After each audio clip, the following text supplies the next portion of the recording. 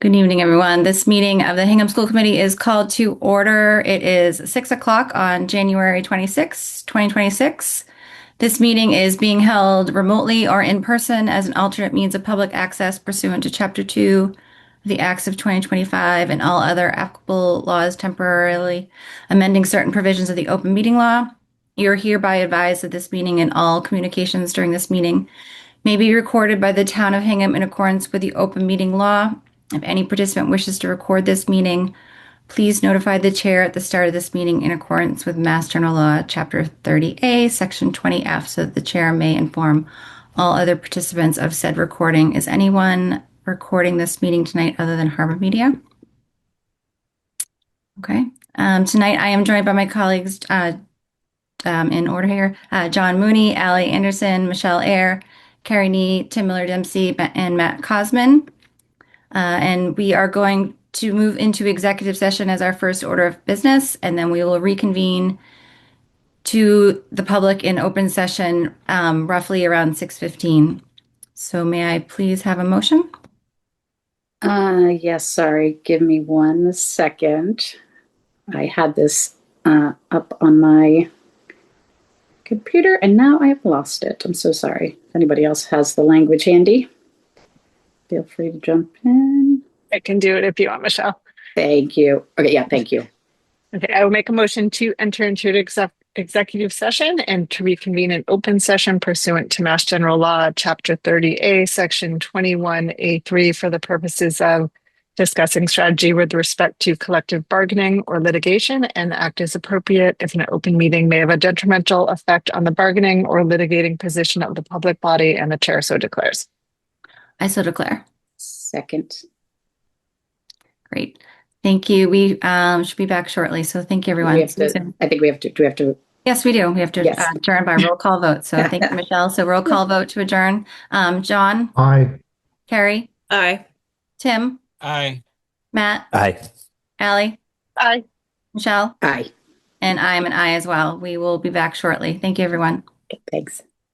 Session. It is 6:17. Like I said before, I am joined by my school committee colleagues, Matt Cosman, Carrie Nee, Tim Miller-Dempsey, John Mooney, Michelle Eyre. Oh, Aisha's gone upside down here. And Allie Anderson. Before we move on to our first agenda item, I just want to say a huge thank you to the DPW, maintenance, and custodial staff of Hingham Public Schools for their nonstop efforts for all of the snow removal of this very long storm. And there's even more snow coming tonight. And I just wanted to thank everyone who has been working so tirelessly outside in this cold weather, working in this weather for these past, I think, 30 hours. So huge shout out to everyone on that. So thank you. All right. So next up, we will move on to our item 4.1, which is minutes of the school committee meeting held on January 12th.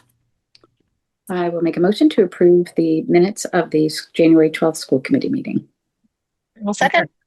All right. Is there any discussion or questions?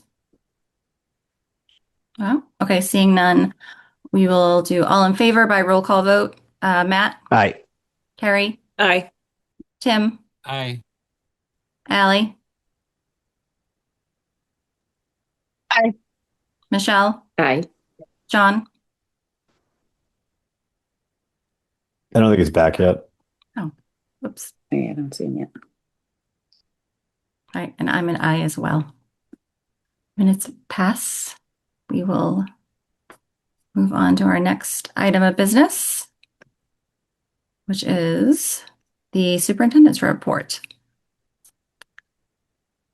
Katie? Thank you, Jen. And I wanted to echo Jen's thanks to our facilities and maintenance and custodial team, as well as DPW, who have done an extraordinary job throughout the past 28 hours or so, clearing our lots, making sure that our heating system is working, and generally preparing for students.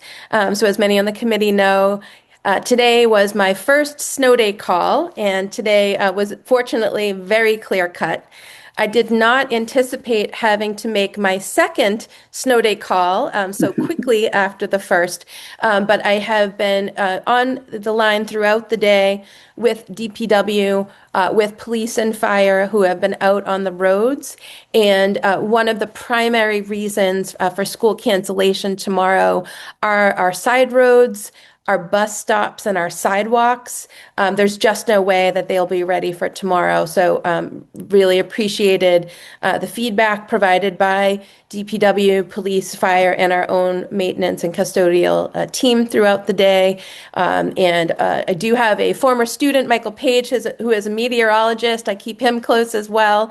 And so for all of those reasons, we will not have school tomorrow. I also, of course, wanted to thank our students who have been sending me some very creative and funny emails throughout the past weekend, and their feedback, and they're excellent writers as well. So thank you to our students for their input as well.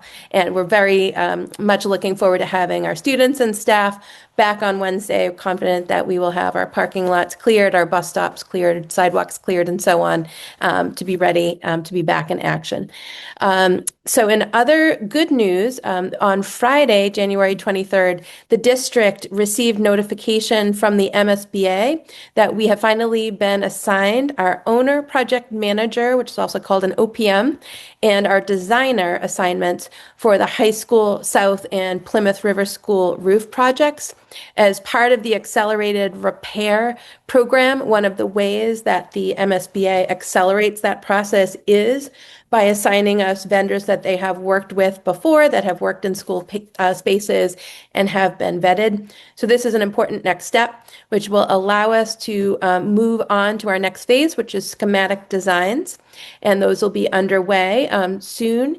And then we will continue to plan for potential roof projects at the high school, Plymouth River and South School, and new heat pumps for replacement of our aging boiler at Hingham High School. And so just a reminder to the community that once the schematic designs are in place, we will put this forth for a potential warrant article at a future town meeting for a vote on funding those projects.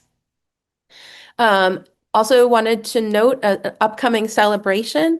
The METCO program will be celebrating its 60th anniversary, and Hingham has proudly been a METCO district since 1967 and continues to uphold the mission and vision of the METCO program.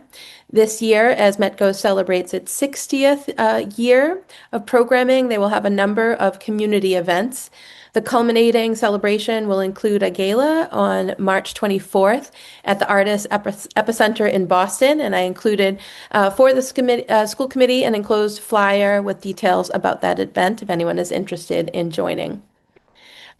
Last week, we were out and about in buildings, and we're grateful to see our grade 6 STEM students engaging in their annual Everest project, in which they use the engineering design process to design a jacket to withstand the extreme climate on Mount Everest. Very timely project given the weather we're experiencing. Each design team went through an iterative design process culminating in students' presentations to reveal their final design. The teams shared their advertising campaign in a Shark Tank style forum consisting of fellow students and also grade 6 parents. As always, there was terrific creativity on display and collaboration as well. Finally, wanted to share a recap of our educational programming subcommittee meeting last week. Wanted to thank Erica Pollard, who shared a detailed presentation about college readiness of our high school students, with a particular focus on our students who are on individualized education plans. We were pleased to highlight the strong college-going rates of our students with disabilities and discussed how the new IEP format emphasizes the strengths and interests of students to ensure that their course selection supports their future plans. During the subcommittee meeting, we also highlighted the success of our dual enrollment program at Hingham High, which is in its second full year of implementation. Through the dual enrollment offerings, Hingham High students are able to earn college credit while taking Hingham High classes that have been certified by area university as college level. During the 2024-25 school year, 446 students enrolled in dual enrollment courses at Hingham High, including anatomy and physiology, biotechnology, psychology, sociology, pre-calculus, financial accounting, marketing, French 5, and Latin 4. And so these students, again, will have college credits they can apply to their future plans, and grateful to our high school team for implementing this program. That's great. That's a lot of great information. Thank you for sharing. All right, next up we have communications. We just went through all that. Student communications. I don't see our student on tonight. Nope. So we will move on to other communications. Is there any other communications received by the committee? Nope. Okay. Seeing none, we will move on to new business. So our first new business is 7.1, which is to provide an overview of the financial FY27 budget. Thank you, Jen. And before we begin our presentation this evening, just wanted to acknowledge that budget season can be a stressful time for our community and staff.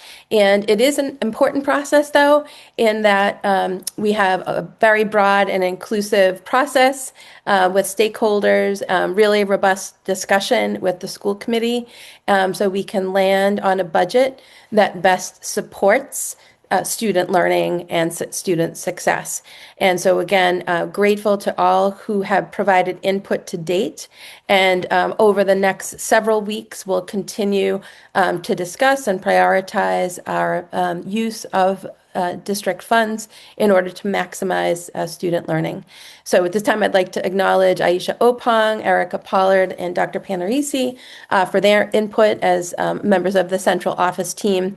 Wanted to acknowledge our principals who are very instrumental in discussions, and to each of our department directors for supporting budgets for their respective departments.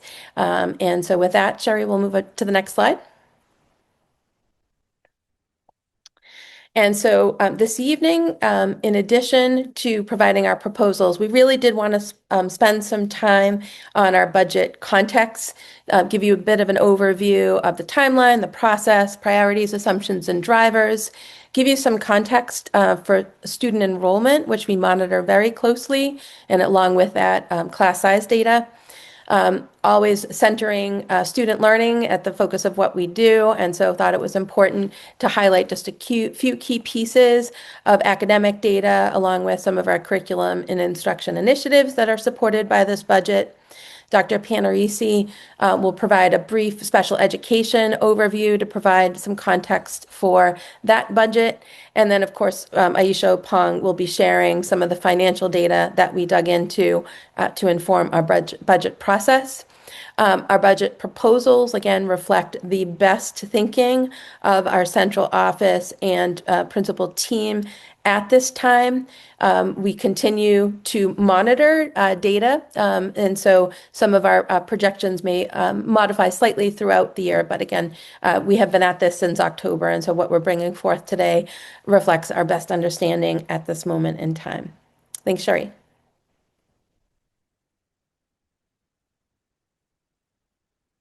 Next slide. And so for the community, wanted to give everyone on the call a sense of our budget calendar and timeline. So this evening, January 26th, is the first of our budget meetings. And throughout budget season, we'll be kind of flipping back and forth between our operating budget, which will be the subject of this evening's presentation, and discussions of capital needs. Wanted to note that in addition to school committee only meetings, we also do have a number of joint sessions with our partners on the town side, the select board and the advisory committee, the capital outlay committee, and other partners. And so it's a long season. Appreciate the school committee's efforts through this lengthy process. And wanted to assure the community that we aim to be as transparent as possible as we navigate the budget season. So we do plan to share recap summaries of school committee budget meetings. All presentation slides and associated documents will be posted on the district website budget page. And we will also put out reminders of upcoming meetings that will be included in our weekly principal newsletters. So in terms of our budget process, no sooner are schools open in September that we really begin our budget planning for the following year. So we, of course, when we're first back, just norm on the current year's budget. So we did meet in September and October just to really set expectations around the FY26 budget. We then shifted gears to begin to determine FY27 budget priorities. And we have two documents that we use as our North Star, and that includes our Portrait of a Learner document, which really centers students, and our 2025 to 2028 strategic plan. In addition to those two documents, we do rely on our department leaders and our principals to look at department-specific and building-specific needs. This year, the message to our leadership team was that we aspire to approach level services, understanding that we do have some constraints proposed by the 3.5% MOU, which I will discuss in further detail with the town of Hingham, that limits our budget to 3.5%. And so again, the message related to that would be to aspire to approach level services. So just wanted to, again, center our Portrait of a Learner document, which really emphasizes that Hingham Public Schools will offer a strong core program to promote skills and competencies, and also try to attempt to maintain a range of offerings to meet the diverse needs and future interests and future paths of our students. We also, as I mentioned, center our strategic plan, which we just wrote last spring for the 25-28 school years, and do reference that throughout our budget season. So as I mentioned, our team met in October to determine our budget priorities for the FY27 school year. So we first discussed how we might align resources and program offerings to support the Portrait of a Learner initiative and the 25-28 strategic plan. We also, as part of those conversations, wanted to continue to strengthen and sustain the multi-tiered system of academic and SEL supports that we have worked so hard to build over the past 5 years. And really that is our system and structure to support and ensure the success of all students. I'm very grateful to Dr. Panarisi, our new Executive Director of Student Services, who has a great vision for her departments. And so strengthening the system, structures, and programs in the Student Services Department is very much a key budget priority. And that, too, in addition to our MTSS, will help us to address the diverse social, emotional, behavioral, and academic needs of our students.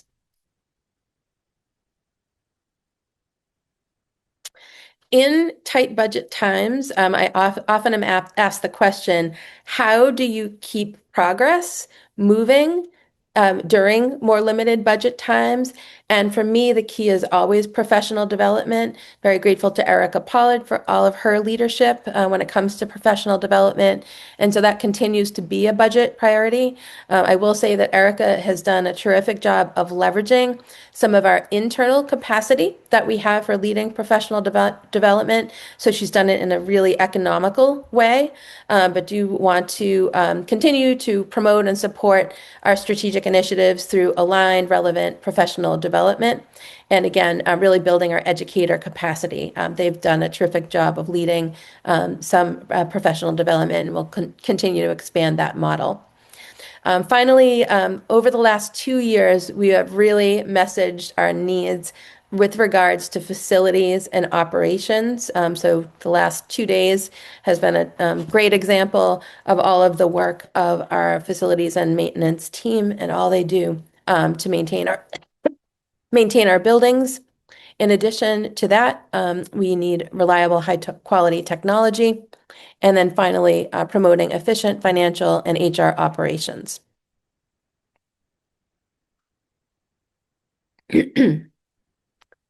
So I mentioned that one of the major budget assumptions of our FY27 budget was, of course, the 3.5% memorandum of understanding, also known as an MOU, which is a 4-year commitment signed in March 2023 by the school committee, select board, advisory, then superintendent, and town manager to maintain cost increases at a specific rate as proposed by the Sustainable Budget Task Force.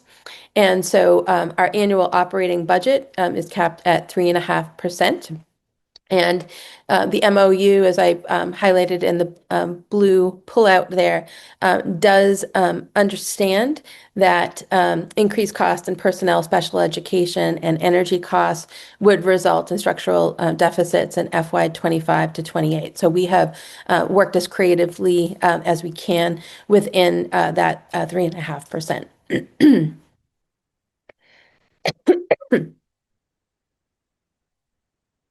And so within that 3.5%, we do have certain pieces of our budget pie that are fairly fixed. So contracts, which include both salaries and services, our utilities are fairly fixed costs, our out-of-district tuitions are fairly fixed costs. So our team has really tried to focus on what levers do we have to do what we said that we would do, which is to approach level services. And so we have, over the past several years, really leaned into what we call efficiencies, which means when we have a retirement or a leave, we look deeply at that position to see if we can work with our existing staffing and do without that position. We also, when there is a need, rather than adding to the budget, we reallocate and restructure where we can. We do continue to rely on tuitions, particularly kindergarten tuitions, to meet our operating budget. And I know that that has been a big point of discussion for the school committee over the past many years. I will discuss kindergarten tuition in particular a few slides down, but did want to say that that is a budget lever that we have leaned into over the past few years. Last year, we really looked heavily at fees, and we did see some significant increases in FY26 as a way that we used to close that budget. We continue to be grateful for many sources of grants and donations that we have received. Very grateful for the generosity of the community. This year, we had a couple of additional budget levers that really helped our bottom line and in projecting for FY27. The new green features of Foster School means that it's a very efficient building from a utility standpoint. Foster is powered by geothermal energy and by solar panels that recently came online this fall. For those reasons, we have had at the Foster building some significant utilities and energy savings. On a similar green note, the school committee did approve for electric buses for next year. We'll see some significant savings from those electric buses that we were able to bake in to our operating budget projections. I mentioned the fact that we have, whenever possible, whether it's professional development or other projects, really leaning into our in-house expertise. This year for FY27, we looked really deeply at our revolving funds and that we dug deep into those for this year. And when needed, we also look at reductions. We really do everything we can to prioritize student-facing positions and to minimize reductions, particularly of those student-facing roles, and are grateful that this year reductions were not a major focus of our need to balance the budget. So I did mention, because I know this has been a major point of conversation for our school committee over the past many years. So Hingham is one of 15 districts across the state, out of 300 or so districts that do charge for full-day kindergarten tuition. I will note that of those 15, 5 of them are our neighbors, so Braintree, Hanover, Cohasset, and Duxbury also charge for full-day tuition. Of our social peers, we do have the lowest tuition rate, and did, just for the school committee's information, also included some information on the range of tuitions in the other 10 districts across the state. These are FY 25-26 tuitions. We don't yet have the 26-27 tuitions, but to give you a sense of that range. And kindergarten tuition has been a big source of debate in other surrounding communities as well. So I thought it might help the committee just to have some of the local color on the kindergarten tuition trends. So in Duxbury, full-day kindergarten tuition had been removed from the Duxbury budget proposal, but tuition was reinstated in FY 26 given a failed budget override vote. In Braintree, full-day kindergarten tuition remains in place. There was a supplemental budget that was previously proposed, but it was not implemented. In Cohasset, they recently voted to bring back kindergarten tuition to help close their budget gap. There was a citizen petition that I'll note, but that was presented at a special town meeting and was overturned by the voters, so that tuition in Cohasset does remain in place. And similarly, in Hanover, there were discussions of elimination of the kindergarten tuition discussed for FY 26, but they too had a budget shortfall, and so kindergarten tuition remains in place for the Hanover Public Schools. I did mention in our budget lever slide that last year we leaned heavily into fees. So Hingham back in 2022 had a group called the Sustainable Budget Task Force that made a number of recommendations as the town was contemplating that override. And in that Sustainable Budget Task Force document, there were 2 recommendations made with regard to the Hingham Public Schools. One was that the school committee consider instituting a bus fee for students in grades 7 through 12. So I'll just remind the committee that the district is required by Mass General Law to transport students in grades K to 6. We do not have that same requirement for grades 7 to 12. This was a difficult decision for the committee that we debated at length last year, but it was part of our solution to close last year's budget gap. Similarly, the task force recommended that the school committee consider reassessing athletic fees at Hingham High School. And everyone on the committee will remember that we did take a deep dive into area district athletic fees and did propose and voted on some increases to those athletic fees. At this point, we are really nearing the end of the line on fees as a solution. So I think where we landed is really at the outer threshold of where we can go with fees. And so just wanted to note that that is a lever that we leaned heavily into last year. And for the committee, I just wanted to give an overview of how the fees I just discussed fall into an overall picture of the variety of ways in which families are contributing to the schools through fees and donations. This is not a complete list. This is a partial list, but give you a sense of, again, the ways in which our community has supported the school. So I mentioned the kindergarten tuition, the elementary Families are also very generous in their PTO dues and class donations. At the middle school, we do have, in addition to the transportation fee that I mentioned and PTO dues, we also do have a middle school activity fee for clubs and activities. At the high school, there are a number of fees, including the high school activity fee, PTO dues, the transportation fee. There is a parking fee for both the close lot and the far lot. The high school athletic fees I mentioned we leaned into last year. And then families also are supporting our teams and activities through things like booster dues for both athletics and drama.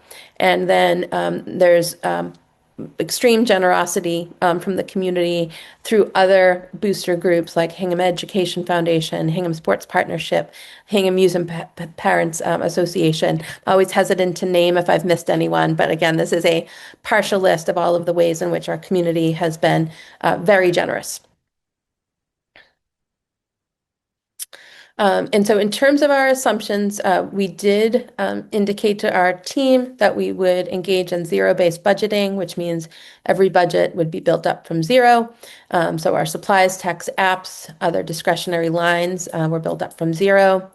I mentioned that we really leaned into efficiencies and reallocations and looked deeply at enrollment to see where we could make those efficiencies or reallocations. We do lean into our offsets and revenues from fees and tuitions, as I mentioned, and again, aspiring to approach level services within the constraints of the MOU.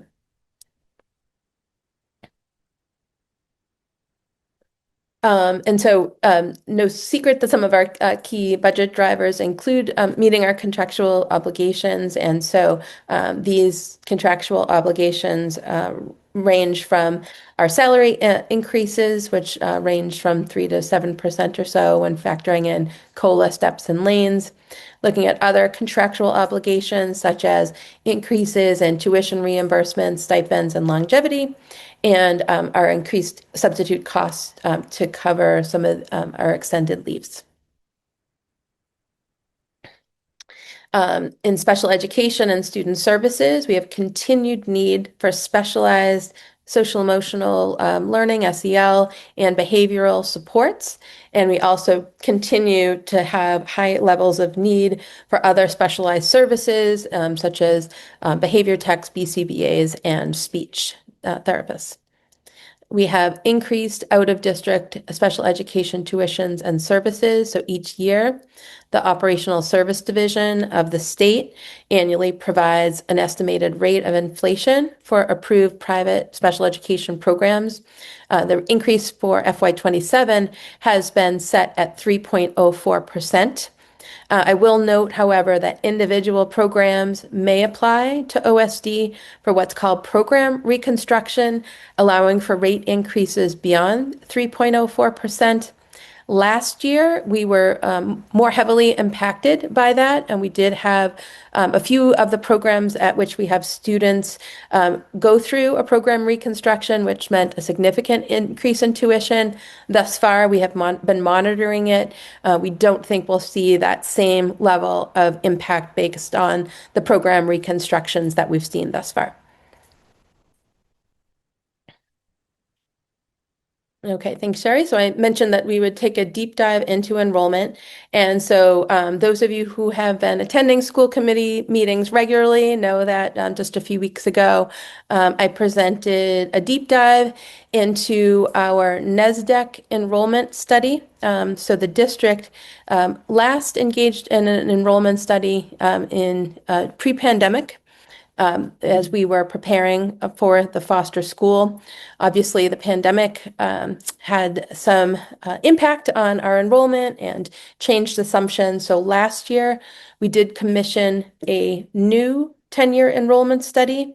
And this year, we had a refresh of that enrollment study, given some changing dynamics that we have seen.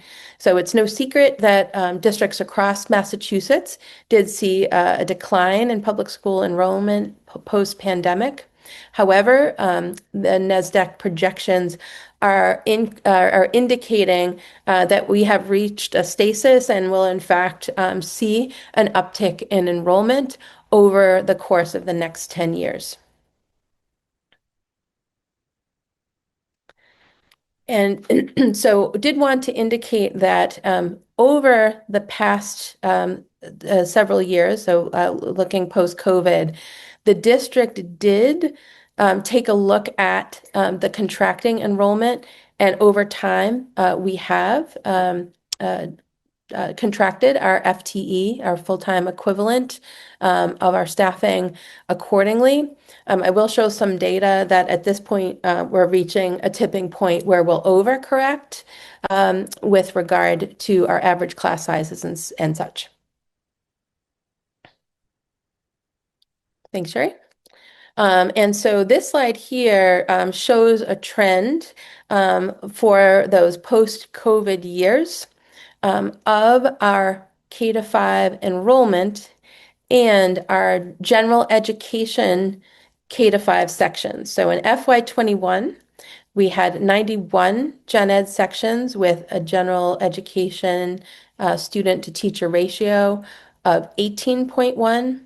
You can see over the past several years, we have largely through efficiencies and retirements that we did not fill. We have slowly had attrition in the number of general education classroom teachers and sections that we have. We now have 82.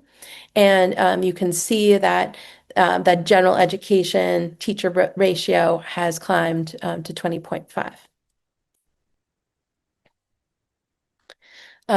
Similarly, at the secondary, we did respond to the declining enrollment at the secondary level, largely through what we called efficiencies. So when a teacher retired or we had to leave, we would simply not fill those positions, and wanted to just show how these reductions have accumulated over the past 3 years in particular, with an 8.4 FTA or full-time equivalent reduction at the middle school and 17.8 at the high school, for a total of 26.2 secondary teachers, interventionists, and or paraeducators that have been reduced over the past 3 years.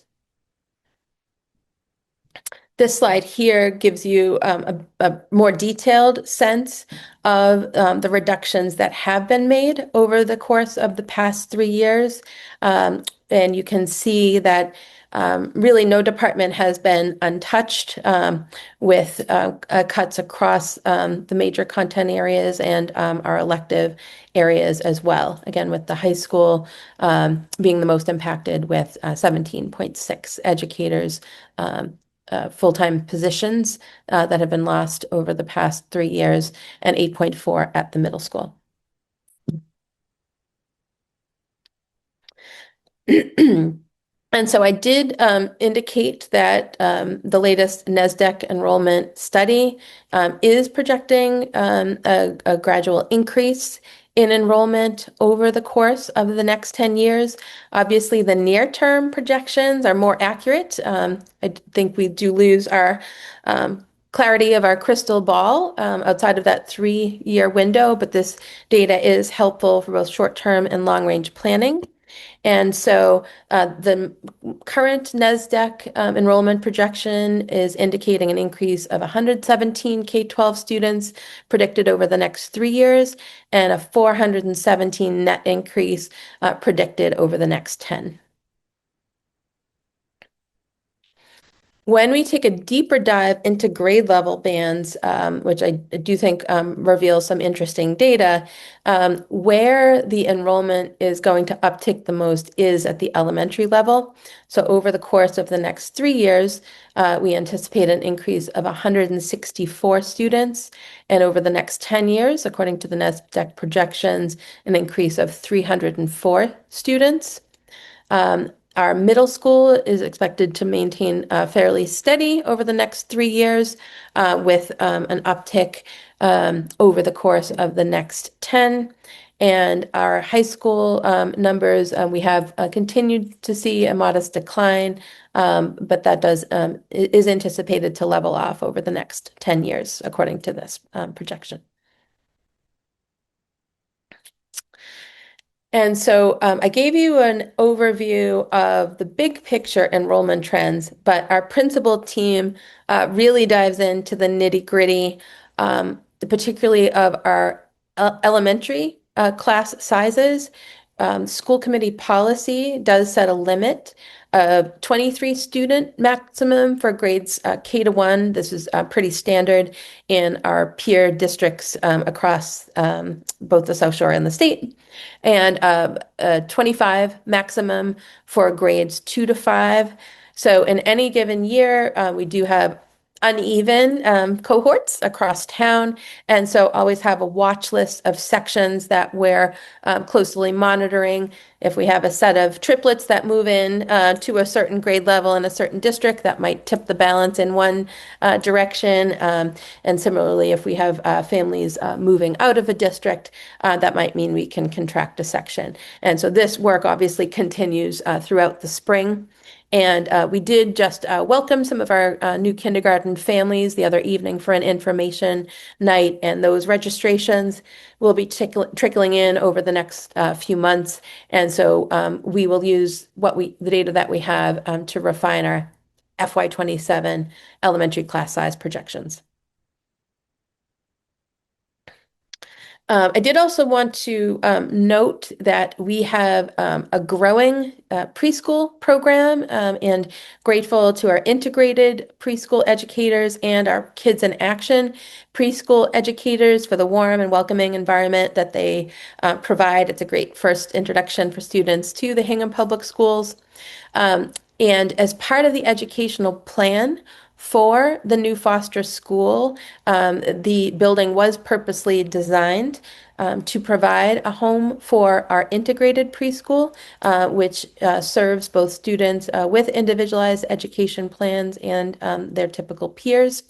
And so for next year, we will have 6 preschool classes at Foster with a total enrollment preschool of 90.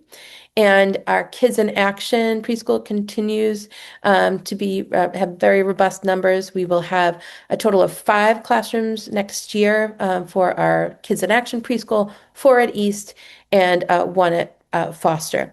And so we'll continue to monitor these enrollment numbers as well. And I would just note for anyone in the public, when you look at enrollment numbers, depending on which website you look at, preschool may or may not be included. So if you're seeing a sway in numbers in some enrollment totals, preschool is added. In other enrollment totals, depending on the website you're looking at, our preschool numbers may not be accounted for.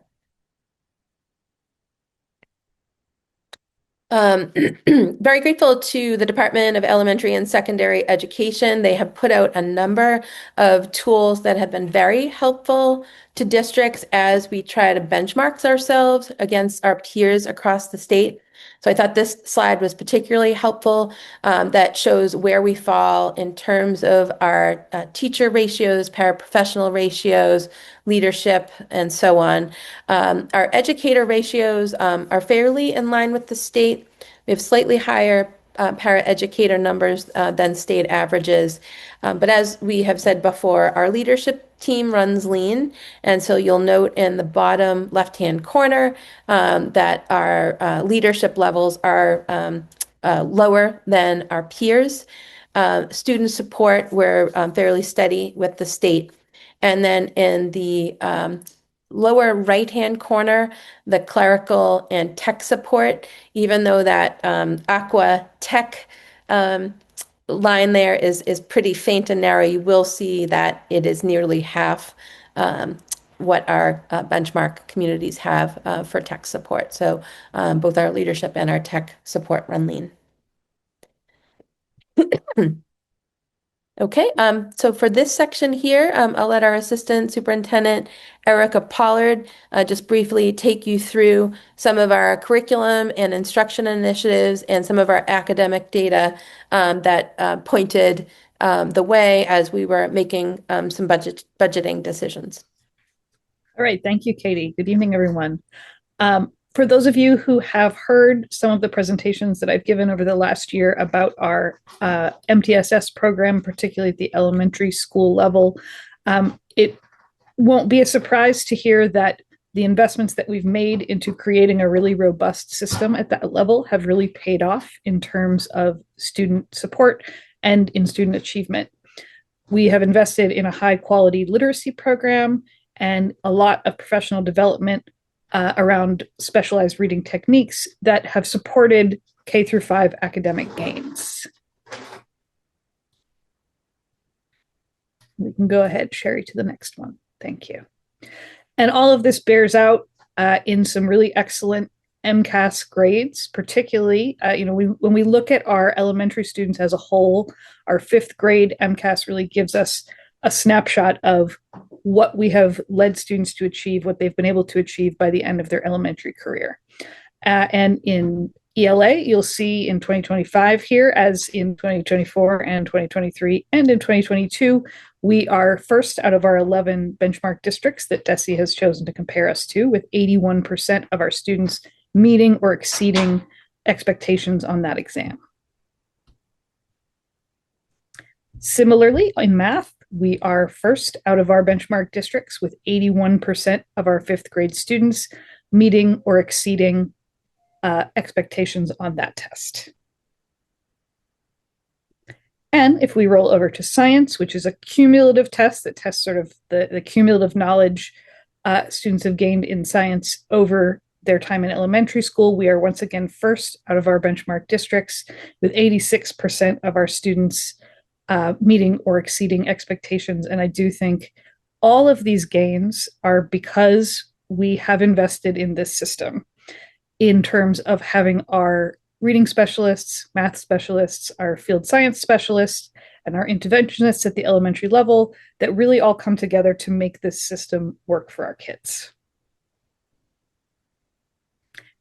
If we look at this from a slightly different view, we can see how Hingham stacks up against the state averages in terms of our exams. You can see that on our English language arts MCAS scores, grades 3 through 8, we are exceeding the state average by quite a bit. Similarly, our grade 10 ELA, which up until recently was the competency determination required for graduation, exceeding the state average there, as well as in grade 10 mathematics and in grades 3 through 8 mathematics. Similarly, in science and in civics, civics is a brand new exam. This past year was the first year that we had data on it. We exceeded the state average on that exam, as well as on the science and tech engineering exams in both 5th grade, 8th grade, and in 10th grade. So all of this comes together to form a picture that really supports that the investments we've made into education over the past 5 or 6 years have really paid off. There are a number of curriculum and instruction initiatives that have informed our planning for this budget that we're going to talk about tonight. This K through 5 MTSS system, as we've seen, has shown us great results. We want to continue to sustain those results for our students moving through the system at this point. And we want to turn our focus a little bit to our grades 6 through 12 MTSS system and begin the process of expanding those supports up into the higher grade levels. We are very excited to be adopting a new K through 5 mathematics program, and together with the support for the 6 through 12 Building Thinking Classrooms initiative, those 2 items are going to move our math instruction forward in a way that is really student-centered, really inquiry-focused, and I think is going to lead to even better achievement for our students. And of course, tying all those things together, we have our Portrait of a Learner, where we really, we're dreaming big about what we want for our students in all aspects of their lives. And we're hopeful that through these initiatives, we'll be able to bring that to life.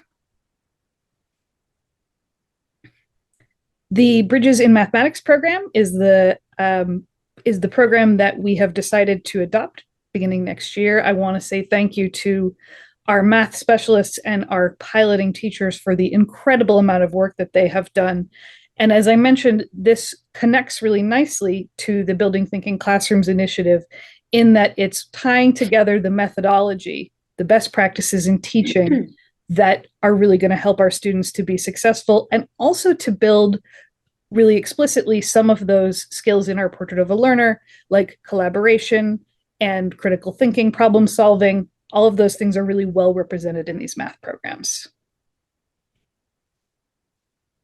And as Katie mentioned just a minute ago, we of course want to continue to offer a range of courses and opportunities for our students to meet their diverse needs. We have a wide range of AP courses and a growing range of dual enrollment courses. In addition to our very robust electives, we have our music courses and our construction technology courses, coursework in the arts, and in physical education that really pull together to make sure that every student is able to find a place to continue their studies in terms of what really is exciting to them. Thank you, Erica. And so next, I'll call on Dr. Panarisi, our new Executive Director for Student Services, and she'll share just a bit of context for some of the budgetary needs of the Student Services Department. Thank you very much. So since my arrival in Hingham, I have looked at the different structures and the different needs and looked at a lot of the data. And so the current Office of Student Services structure has myself as the executive director. We have an assistant director who mainly their job focus is an out of district person and coordinator. We do have an elementary supervisor for special education. We have a director of early childhood for our integrated preschool who also partners with our KIA program. And we have a director of counseling services. Some proposed changes that I think will better serve our students and our community. I would like to be able to put in a special education director for academics and IEP compliance. Last year, there was a secondary special education director position that was eliminated. Currently, I'm covering that position right now for the middle and the high school. And it's a lot. And also it's keeping me away from the actual learning and teaching that is going on in the classrooms in the compliance, and we're working on that. So it's not moving along, but basically keeping our heads above the water. Another thing that I would like to do is take a position that is going to be retiring and switch that position or reallocate those funds for a secondary 504 coordinator. The reason why I'd like to do that is that we have approximately 350 504s between the high school and the middle school. And right now there's a lot of paperwork that's involved with the 504 process. I'd rather use our guidance counselors who are responsible for those processes now to be able to monitor the 504 processes and make sure students are getting the accommodations and to be more student facing with supports in the schools at the middle school and the high school. Next slide, please. During my entry plan, I presented this slide, which shows that between 2021 and 2025, we've had quite an increase in students with disabilities on IEPs. This does not include students on 504s. So along with that increase comes the extra support services that are going to be needed and also the monitoring of those services to make sure they're being implemented with fidelity at all the grade levels. Next slide, please. Here's a quick look. It is updated as of 1/20 of 26 on the number of students with IEPs and the percentage of students at each one of our schools. You can see that the Foster Elementary School with 116 IEPs, and again, we know that special education is a dynamic process. It continues to grow right up until the end of the school year. So gathering the data for 2025-26, we really won't be complete with that until June. But as it stands right now, it looks like our Foster School actually has more students with disabilities. 1 in every 4 students is on an IEP. They have 49 students with 504 plans. As you go through the schools, and you can see, most of our schools are hovering between the 19 and the 20%. The outliers would be the high school with 15%, and again to the East Elementary School. However, if you when we go to the next slide, you're going to see a bit of a different picture for the high school. Our out-of-district schools, we have 58, and our home private schools are numbered at 46, for a total of 773 students that have IEPs, or approximately 20% of the population, with 501 students on 504 plans. The costs associated with the enrollment and the student expenses are pre-K to 5. We have 9 students that are out of district. Some of these numbers are going to be grouped together because they're maybe identifiable. 6 through 8, 15 students. The bulk of our students that are out of district are at the high school level and beyond, for a total of 61 as of 1/21/26, and that is for this school year. When I look at the disability categories, autism is the largest, cognitive impairment 6, emotional impairment, and multiple disabilities, which is a federal term for more than one disability. Neurological sensory is 13, specific learning disability is 5, again, totaling 61.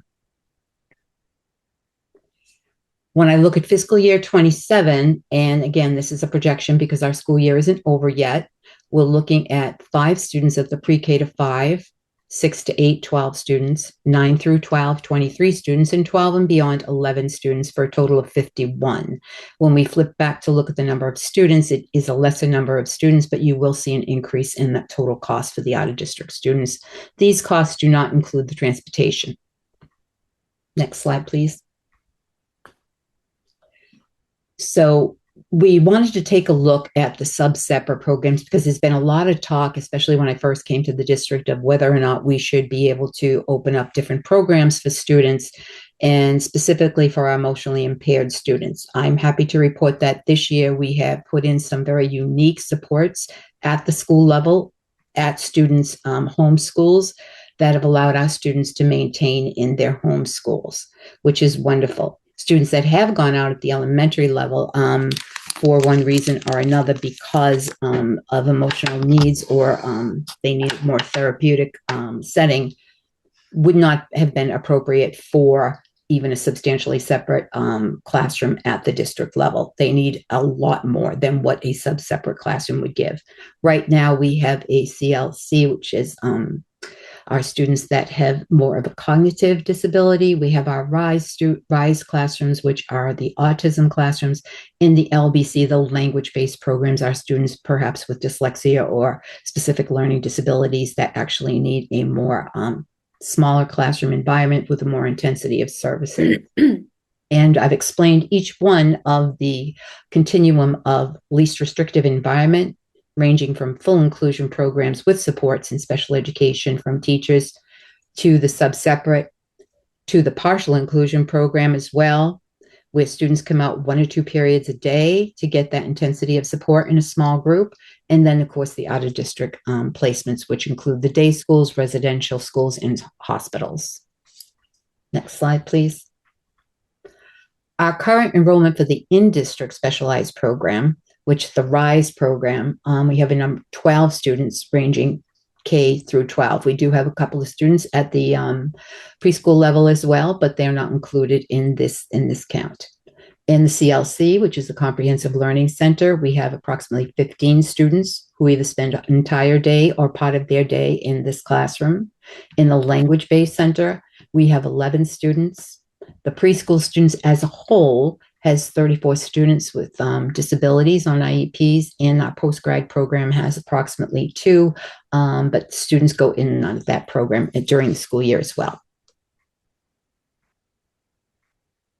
Chris, I'll speak to this slide here on the foster school. So Sherry, if you could just move back a slide. Thank you.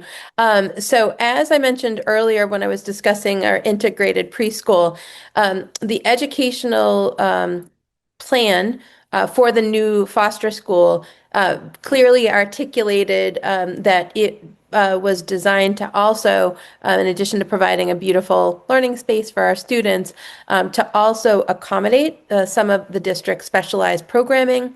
And there are some specialized spaces that were designed for that purpose. We have been purposeful about phasing in some of the programs to that building. We had a fairly chaotic year last year, moving in mid-year.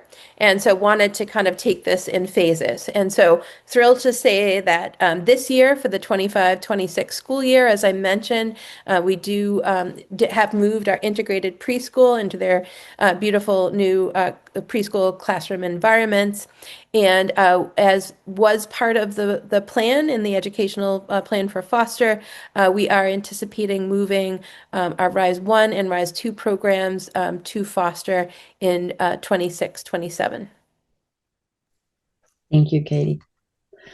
So looking at that potential move going from South to Foster, what we'll also add is a continuum so that we have right up through the elementary, all of our students in the RISE programs actually being at one school.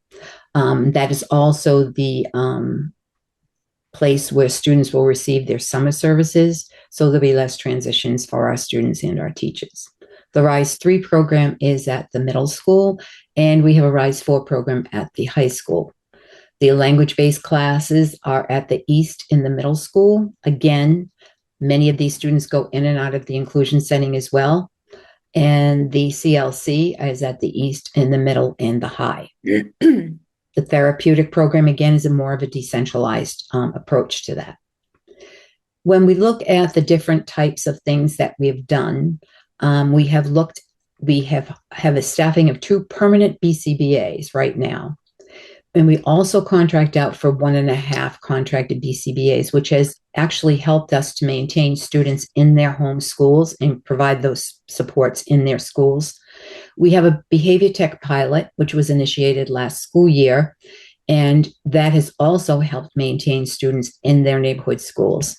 And we have a total staffing of 5.5 behavior technicians, one of which belongs to Hingham Public Schools as a permanent employee, and the others are contracted out. Again, behavior technicians fall under the BCBAs. They also help with the data gathering for our students and to be able to implement the behavior intervention plans. All paraprofessionals this year received year-long professional development in behavior management and data recording strategies and how to implement those behavior intervention plans that are written by our BCBAs. Our BCBA staff has safety care trained and certified over 80 individuals this school year and continues to hold those trainings even during right now. There's some probable practice when we look at contracted services. While we don't want to really overuse the contracted services, because special education is a dynamic process and the needs of the district change throughout the school year from September all the way to June, the use of contracted services is a better choice. We can also deduct the contracted services under the Medicaid section. So we are also eligible for some return money on those contracted services as well, and those funds go directly back to the town.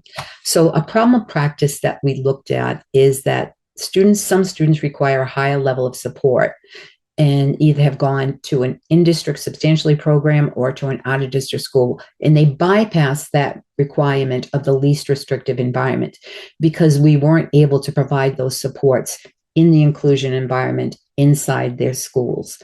So now when we use contracted services such as the behavior technician or the 2 additional BCBAs that we have, those students are able to remain in the least restrictive environment and they'll be able to get those supports that we need.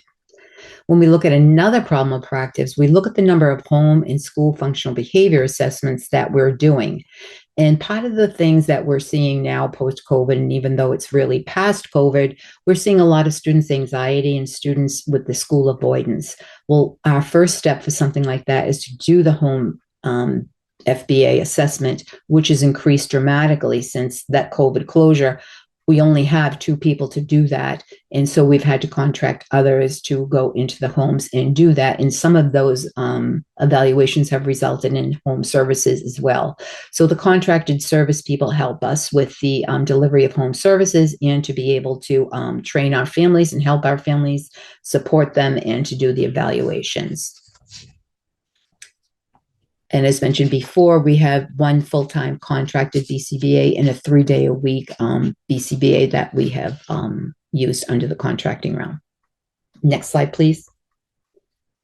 looking at other problems of practice, since we have a contractual caseload of 40 students for our related service providers, we have had to hire additional speech and language pathologists. We hired 2 full-time speech and language pathologists at the start of the school year last year. The previous year, we were using 4 full-time contracted speech pathologists. So we did hire 2 last year to cover that 40 cap caseload. What we also found is that we have probably 4 to 5 SLPs, whether they be full-time, some of them part-time, to cover the caseloads. But what we're looking to do is to see if the need for speech and language services continues through next year. And then if it does continue to next year, we would look to ask to probably add more full-time people onto that particular area of our related services.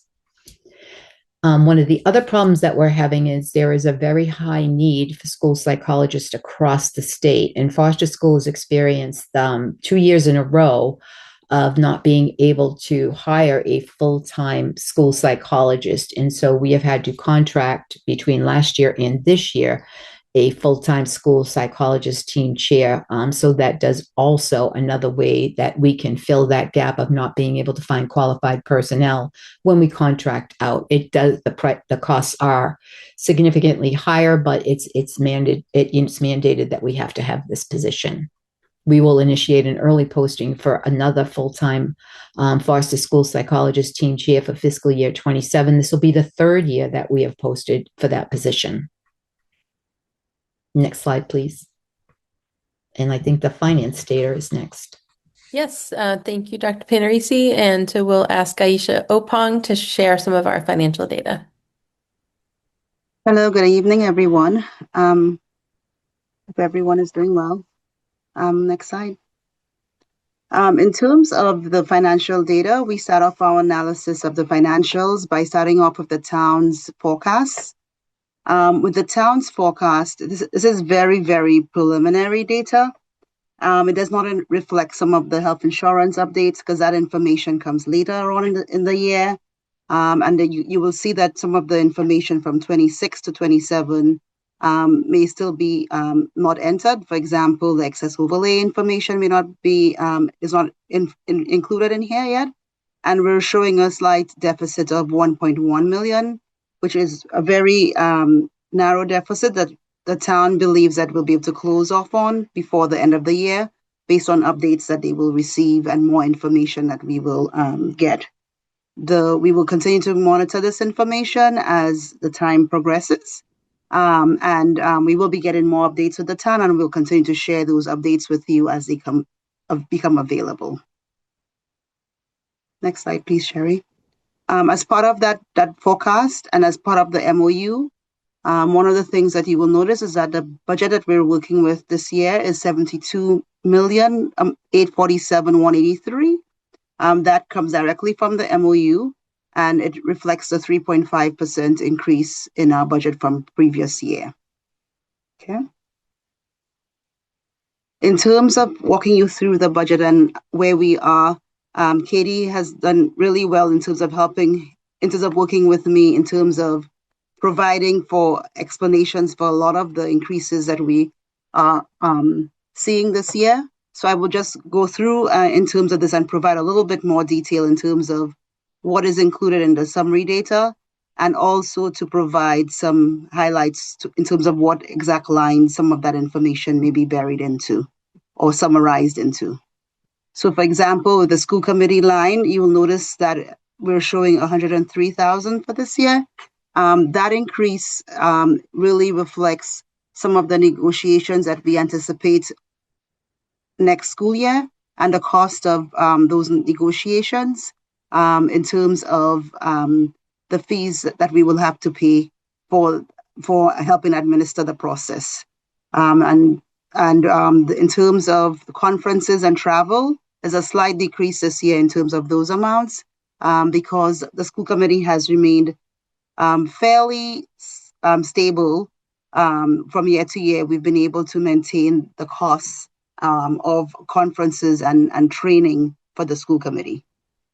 In terms of the administration line, That in administration is really a school or building. School build is actually the central office administration, and it includes the cost of our administrators, admin assistants, computer service agreements, for example, our software that we use for accounting and HR, and supplies that we provide for the buildings, and other information as well. So this line really a big increases in, well, not a bit, most of the increases in that line will be those are the increases in software costs, as well as we also include retirements in here for the district as a whole, and that includes some of the retirements we anticipate for next year.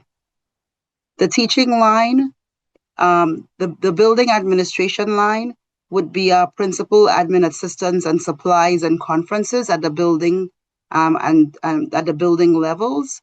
And the increase in that would be really in terms of personnel costs.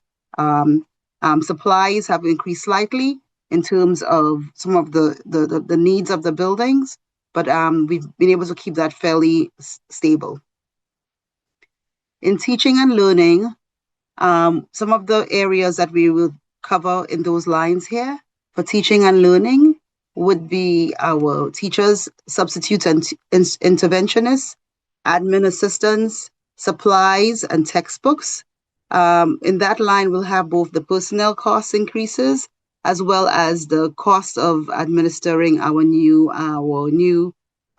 math program this year would be included in that line as well. But most of the costs that we are incurring would be relative to the cost of personnel. For professional development, we will see that there is a slight decrease in that line, and we will have more information on that as well for professional development. And in terms of that, we're as Katie mentioned this year, a lot of those costs have been reduced because of some of the work that our assistant superintendent has done this year. We've been able to be more efficient in this area. In terms of textbooks, the large cost increase for the textbooks really come in here with the cost of the textbooks for the math program, and in the teaching and learning line. That line here includes some of the substitutes cost that we will need to have for professional development and other programs as part of the math program adoption this year. In instructional equipment, that would just be a small increase for the equipment that we have in terms of copy machines and others. And IT, we're looking more at staffing as well as library and counseling. For health services, we're also looking at a lot of mostly the staffing and in terms of the nursing and all other equipment and software, and in terms of the supplies that we need to provide for nursing.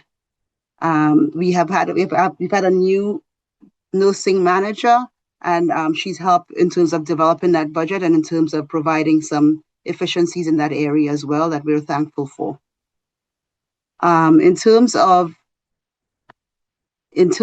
our transportation, as Katie alluded to earlier this year, we've seen a significant reduction in this line, and you do not see the full impact of that reduction in here because if we hadn't moved towards the electrification of the fleet in that way, we would have had to purchase 20 new buses, diesel buses. We only have to pay for 10 as part of this, and the electrical fleet, where we have a significant reduction.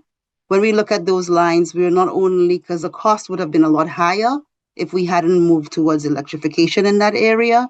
Also, in terms of the cost of repairs, the cost of diesel, that also some of those lines have come down because of those efficiencies that we've been able to reflect, and it has helped our budget tremendously.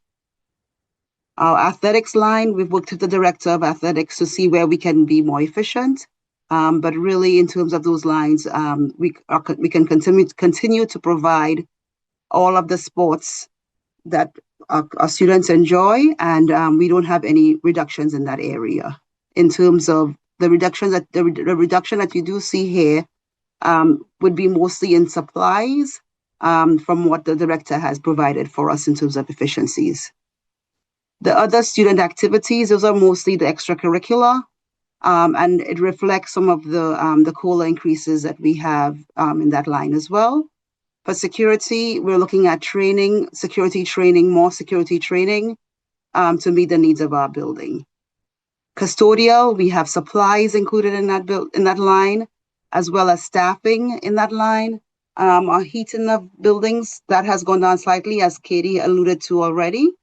Utilities, we have a slight increase in our utilities for some of the electricity that we expect, the electricity costs that we expect, as well as in terms of the water and sewage increases that we will see this year.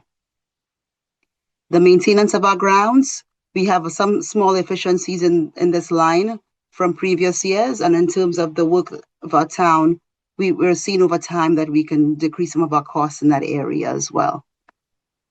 The plant maintenance is really our maintenance, our maintenance and supervisory, and all of the costs that goes into that in terms of our HVAC systems, plumbing, electrical, and others. We've seen some slight increases in this area, particularly with HVAC at the age of our HVAC systems, particularly at East, and in some other buildings as well. We're grateful that we can move forward with some of the HVAC repairs that we can have over the next couple of years, but we're still having some issues with some of the buildings. In terms of repairs and equipment, this across the board is just repairs that we're seeing some slight increases in that area as well, based on what we've identified. Rents and buildings, that stays more or less constant. We don't have, this rent is actually the rents that we have for our Traces building in Weymouth. Our SPED supervision line, it's really administration as well as central office for SPED and admin assistance and supplies and other other areas that we provide in terms of administering the SPED office. For SPED building, this is mostly our admin assistants. And for SPED instruction, we have our paraprofessionals mostly included in this line, as well as other SPED instruction and teachers and paraprofessionals. For our SPED professional development, that line includes some of the safety care training that we have to provide as part of our contracts. Our SPED textbooks, that's a small line, and then SPED counseling and psychological services are mostly our personnel, and SPED transportation would be our contracted services, as well as our program to provide transportation to our students to out-of-district schools. The SPED programming lines that we have here, the last three lines here all include our out-of-district tuitions, as well as our vocational transportation and tuitions. Okay. In terms of the lines, the other lines in terms of the revolving and grants, I'll go into more detail on those lines here. And our MOU and our reductions, we'll also go into that in more detail. Okay, next slide, please, Sherry. In terms of the composition of our budget, largely our budget really is people, consists of people, about 80% people, and about 18% contracted. It's funny because the discretionary line that we included as 2.8% is largely, we say that it's discretionary in terms of textbooks and supplies, but it's not really discretionary because we still have to provide those for our students, and we are not able to provide an education or good education without that discretionary line of textbooks and supplies. So really, it's very tough in terms of where we can make changes or reductions, or given the tight budget times that we are facing. Okay. For this slide here, this is our grants and revolving. The first line here, we start off with our special education spending line. The special education spending line from year to year, one of the things that we are mandated to do is to increase our spending on special education from year to year. It's called maintenance of effort. So basically what we have to do, what we're mandated to do is to reflect to the state that we're increasing our expenditure on special ed from one year to the next. That we haven't had an issue with, considering the increases in out-of-district tuitions from one year to the next. As part of our special ed program, we have IDA grant funding, which we get from the state, as well as circuit breaker, which are a big part of what funds our out-of-district tuitions. We also have our revolving accounts. Throughout this diagram and the next slide as well, the revolving funds that we do have, we are restricted in terms of its use, in that we cannot use those funds for anything other than what the programs that they were created to be used for. So for example, if it is that we want to be able to fix our boilers, we couldn't use circuit breaker funding to do that. We can only use it for special education, and that's what we do. The preschool tuitions that we collect, those programs have been growing over the last few years. The last 3 years, we've been able to expand our preschool enrollment, particularly at Foster with the new Foster building. It has allowed us to do that and to provide that service to our students and families. Right now for KIA, for the last 2 years, we've had 5 classrooms for KIA, for pre-K, and for integrated, we now have 6 classrooms, all being serviced out of the new Foster building. And that has also brought revenue to our pre-K line to be able to more to be able to finance or to be able to be an offset to our pre-K line, our pre-K costs as well. We've been able to lean into our revolving more this year and to increase some of that that funding coming out of that account. The field revolving, what I will do probably in the next version of this slide is to be able to break out that field revolving account instead of including it only as field revolving. What I'll do a better job of next time is to break it out based on a question that I received, to break it out in terms of the parking fees that we collected. Some of it is included in here. So what I will do is I will include that as separately into the parking line, so that you can see that the parking fee that we collected this year, which is about 52,000, has funded that increase in the field revolving line, while we will have costs associated with our parking lots in terms of the lines, the parking numbers, and other things that we do. That will also include be an offset to our budget as well. We also have our Kids in Action program, where we are now, in terms of our building rental space, we can now provide more of an offset to our budget based on our KIA program, which has also grown tremendously over the last 3 years, where now we provide for KIA and after school and before school in each of our school buildings right now. And that has also provided for us in terms of being a bigger offset to our budget. Driver's Ed is another program that continues to grow and continues to be a relevant offset to our budget based on the program and the way that both the teachers who work in that program and the admin assistant that works in that program has been able to continue providing that service to the community. The cable grant continues. Our full day K program.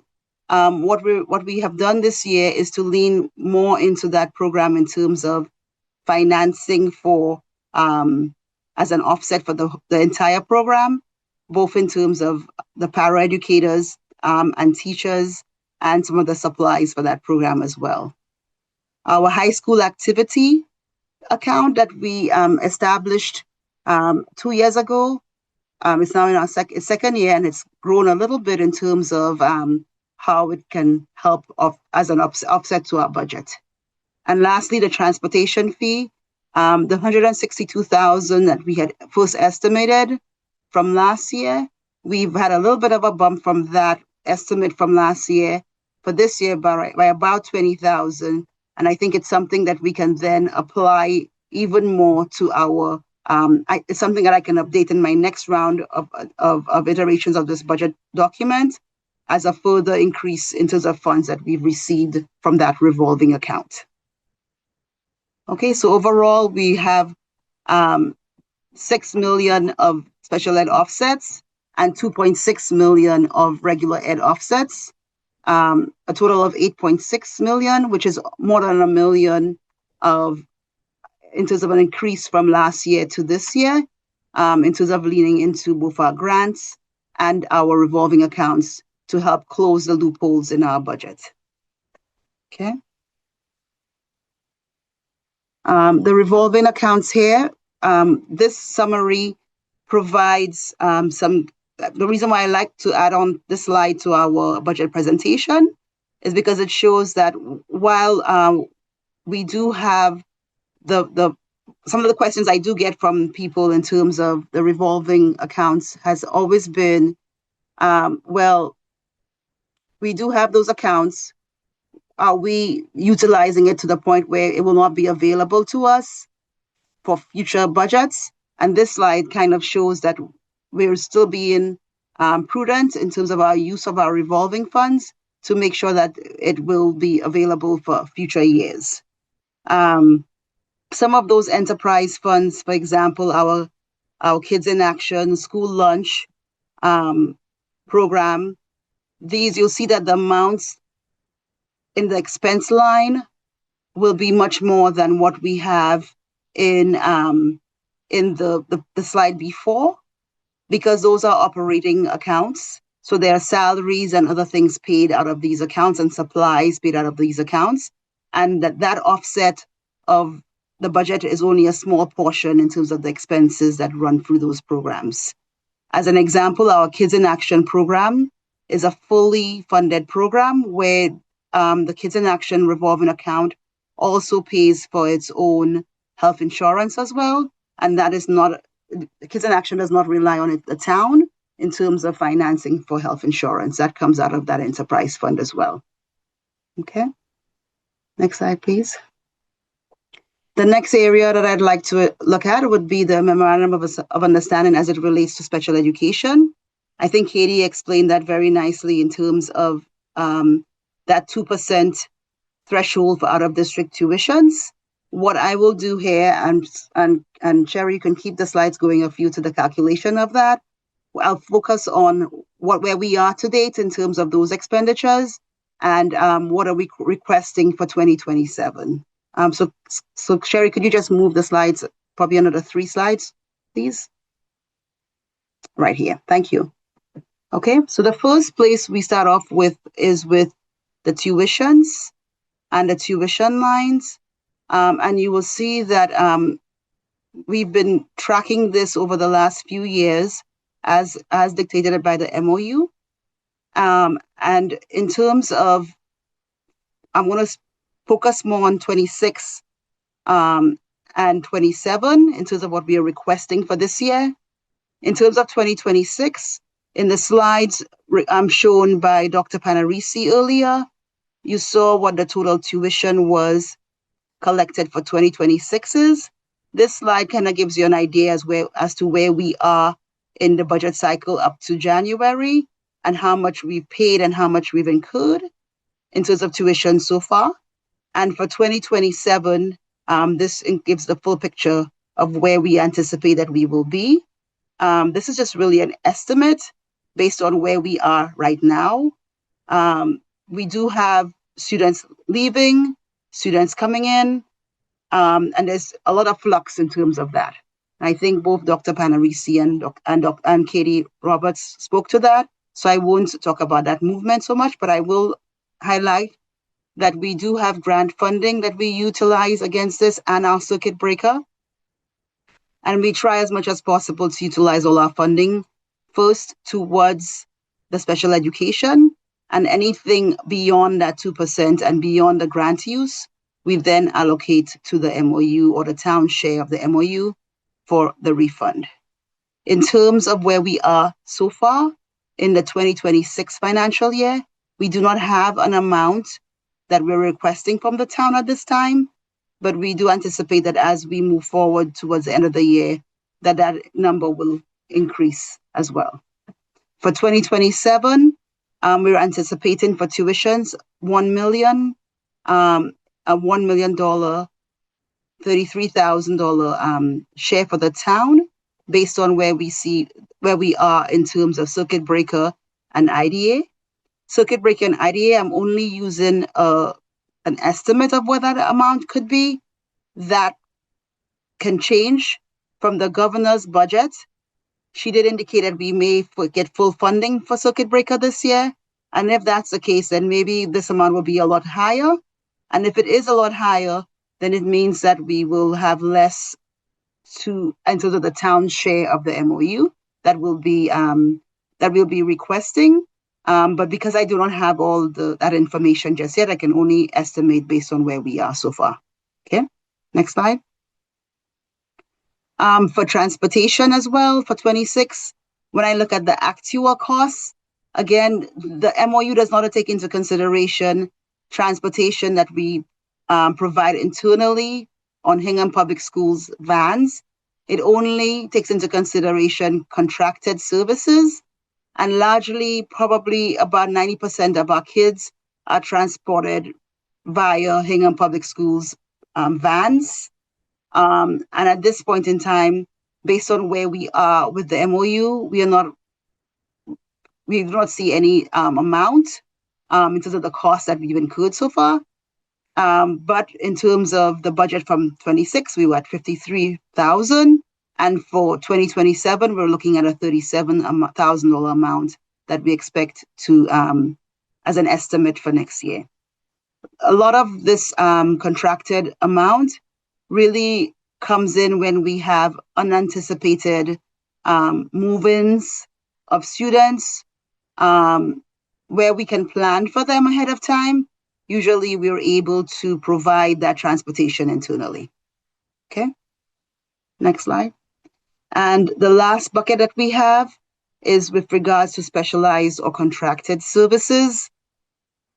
As Dr. Panarisi, I feel like I have the easiest job going last because everybody has already explained everything already. So I just have to kind of point you in that direction. So thank you everybody else before.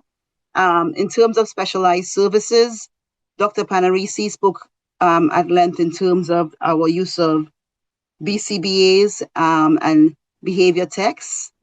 And that's where we're seeing some of our costs, but it still is in line in terms of where we expect it to be from our 2026 budget. For things like physical therapy, we're trending below costs for that. In terms of language services, that one is a little bit above, as well as specialized contracts. The home and hospital tutors, from what I can see right now, we're trending up very high in terms of those tutors. So I expect that line will continue to increase above what we've budgeted for based on where we are to date. And the ABA specialists, these would also fall in line in terms of where the budget lands as well. So in that line, it's the only line that we are, it is showing a $560,000 amount as a refund, or not a refund, but in terms of the amount of the MOU at this point in time. In totality, we're looking at $1.8 million for 27. And when we put it all together in the next slide, please, Sherry.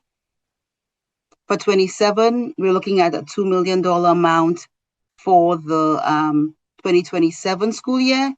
But for 2026, we're probably about halfway there or less than halfway there in terms of our costs with respect to the MOU. Okay. Thank you. Thank you, Aisha. So we'll now move on to present our elementary budget.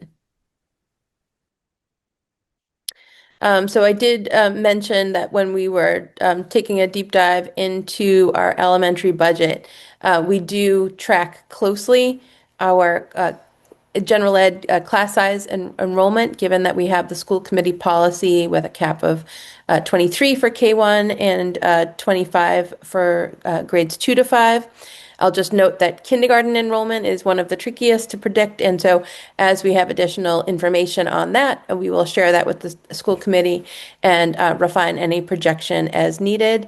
And again, we do look at some of those uneven cohorts where we may have class sizes that are at a tipping point at one school, might be smaller than anticipated at another school. So we'll continue to share that throughout the budget season.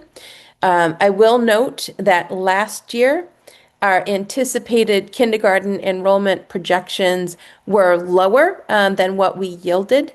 And so that was terrific. We're thrilled to see the growing enrollment at our elementary levels and does point to the need for continued monitoring of that NASDAQ enrollment study and to continue to refresh that. Erica did a great job of highlighting how much our multi-tiered system of support, our MTSS system, has yielded in terms of the reading and math and science scores that are really showing incredible recovery post-pandemic and demonstrating the strength of that system. Similarly, for social emotional learning, we do have MTSS supports there as well. So we have worked very hard to build this system and are really allocating resources to ensure that we can sustain and maintain that system. We did mention earlier that a big elementary budget consideration for us was support for the new elementary Bridges math pilot and next year's adoption. I will note that each year for our elementary math program, we do need to replenish a lot of the consumables and so on. So, so we did have a cushion for that adoption. And wanted to note that back in FY25, we did make significant cuts to our text budget, our technology apps and supplies, and we reached a point where we really can't make any additional cuts to these lines without compromising instruction and the experience of students. So those were some of the elementary budgetary considerations. In terms of our secondary budget considerations, noted earlier in some of my introductory slides that we have made significant general ed staffing cuts of more than 26 positions have been made to the secondary level over the past 3 years. And we do have reached a tipping point there as well, where in order to maintain our comprehensive curriculum and the supports that are needed at the secondary level and to meet state and local graduation requirements and competency determinations, we are kind of reaching a tipping point with regard to our secondary staffing. Looking to continue to align to our portrait of a learner to meet the needs of all students. We do continue to analyze schedules and staffing. I mentioned how robust our elementary multi-tiered system of support is. We're really looking to expand that into our secondary level. And we are looking to continue to strengthen special education programs at the secondary level. And similar to elementary, note that we already made really deep cuts to text, technology apps and supplies. Really, there was no room to go there without compromising instruction. So we're pleased to note that at the elementary level, given that we have some growing enrollment there, we're not able to make any cuts at the elementary level and maintain our gen ed, special ed, and MTSS programming. And so there will be no cuts to staffing at all at the elementary level. At the middle school, we were able to yield what we call efficiencies from retirements. So retirements at a very high salary. We aim to hire at a lower salary, and therefore we're able to yield some budget closing funds from one announced and one pending retirement. Similarly, at the high school, we were able to take advantage of a retirement and again hope to yield an efficiency there. Dr. Panarisi, during her slides, mentioned that we have a need for additional 504 coordination and mentioned that we knew that it was not a position we could add, but we would need to look at how we could reallocate. And so we were able to look at the retirement of a guidance counselor, reallocate that to a 504 coordinator. So again, currently our guidance counselors, our school counselors do spend some of their time on that student-facing social emotional work and spend some of their time in leading 504 meetings. Our hope is to have the coordinator take away some of that administrative type work and facilitation of those meetings so they can really focus on the student facing piece. And so we will be looking at that real allocation and recommending that. And so in terms of that retirement and reallocation, I did speak to that currently our secondary counselors facilitate approximately 200 Section 504 accommodation plans, and Dr. Panarisi mentioned that in her slides. We have a real need to maintain compliance with these legal processes. And so the addition of this Section 504 facilitator, somewhat similar to a team chair role that we currently have, will relieve the counselors of some of this 504 responsibility. And I'll just note that this will keep us well within American School Counselor Association ratios, which recommend a 250 to 1 ratio of students to school counselors. I'll note that national averages tend to be quite a bit higher than that. But ACESAI does note that ratios are generally higher for K-8 and lower for high school. And so next year, with the high school enrollment anticipated to be approximately 988 students, by reducing one counselor, we will still have very healthy counselor ratios of 1 to 165 students, with, again, that reduced administrative burden of the 504 team chair facilitation type role. We additionally are taking advantage of what we'll call an efficiency at the secondary level. So our communication specialist did have an exciting opportunity in another position. And so we are very grateful to the communications specialist for all of the work in setting us up for success in terms of communication.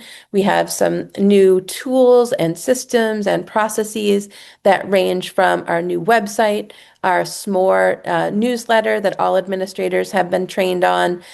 We have a communications bank that we draw from liberally. And so given that all of our administrators have been now trained on these communications tools and processes, we are making the difficult decision or recommending not filling that role. And so in order to fulfill those functions and ensure that we're maintaining high levels of communication, our central office team, and particularly Erica Pollard and I will continue to have oversight, as we do, of district communications. We do have executive assistant support for maintaining our websites, social media accounts, and so on, and continue to be grateful to our principals for the terrific work that they do as well. Our principal newsletters really are where our families are getting much of their information because it's most relevant to their own children's experience. And so we'll continue to maintain the cadence and the rich communications from our principals to make sure that our families are informed.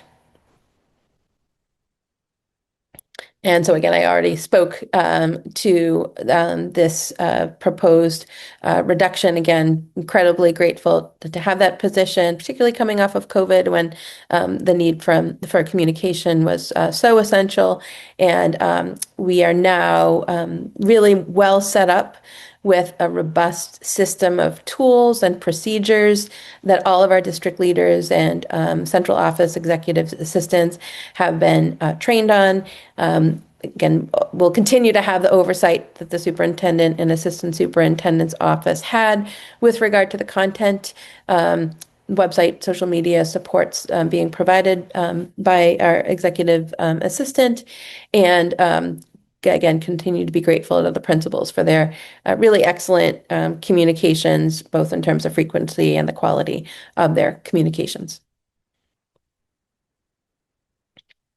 And Erica, I will let you speak to the professional development budget. We've already sang your praises in terms of some of your work in that domain. All right, thank you. So our professional development priorities line up, very well with the instructional priorities that we talked about a little bit earlier. So a big chunk of our professional development funds for the next year will be earmarked for professional development to support the adoption of our new math program, Bridges. At the secondary level, we are going to be focusing on neurodiversity and inclusive practices. And my hope is that we can make use of some of the strategies that we used this year, including pulling on some of our inside talent to serve as teacher leaders to carry out some of these PD activities.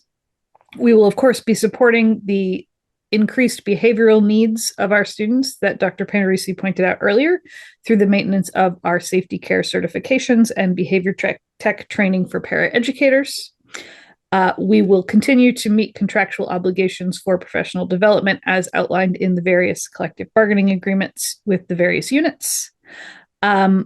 Continue our mentoring program and continue the process of offering graduate equivalent courses, which have been a really, I think, effective way for us to move forward with district priorities in a relatively inexpensive way. So with that said, we're going to be reducing the amount of money that we put aside for professional development. We'll be focused on what we can do internally, making use of the capacity that we have, and also leveraging some of our grant funds to fill in the gaps.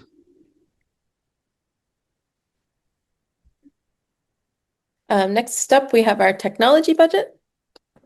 And Aisha, would you like to speak to that? Sure, I can. And in terms of the technology budget, we'll have more of a deeper dive into that on Thursday. And in terms of some of the information that has come to our attention over the course of the last couple of days, in terms of that, we are looking at a reduction in terms of some of the supplies for technology, but more information has come our way in terms of transportation, increasing a little bit higher than what was anticipated in terms of our first cut at that, and as well as some additional retirements that may materialize. So even in terms of the reduction that we're looking at in terms of technology, that we think we can reduce that reduction over the course of the budget process. But Sherry, if you share the next slide, you'll see that we are proposing $109,000 reduction in some of our technology supplies. But I think that will definitely whittle down as time progresses and other things come to play and develop as we get more information as well as part of the process. We'll also get more information on leaves as well coming up in the next few weeks. And based on that information, we may or may not load up some additional ways that we can have savings or efficiencies, and that number can continue to come down. Okay. And then in summary, this summary slide here speaks to all of the retirements, efficiencies, and reductions that we have proposed as so for a total budget deficit of 468,736, and that is how we will close the loop so far. But I think as time progresses and we have more information, the technology supply line will be the area that we will look to reduce further. Okay.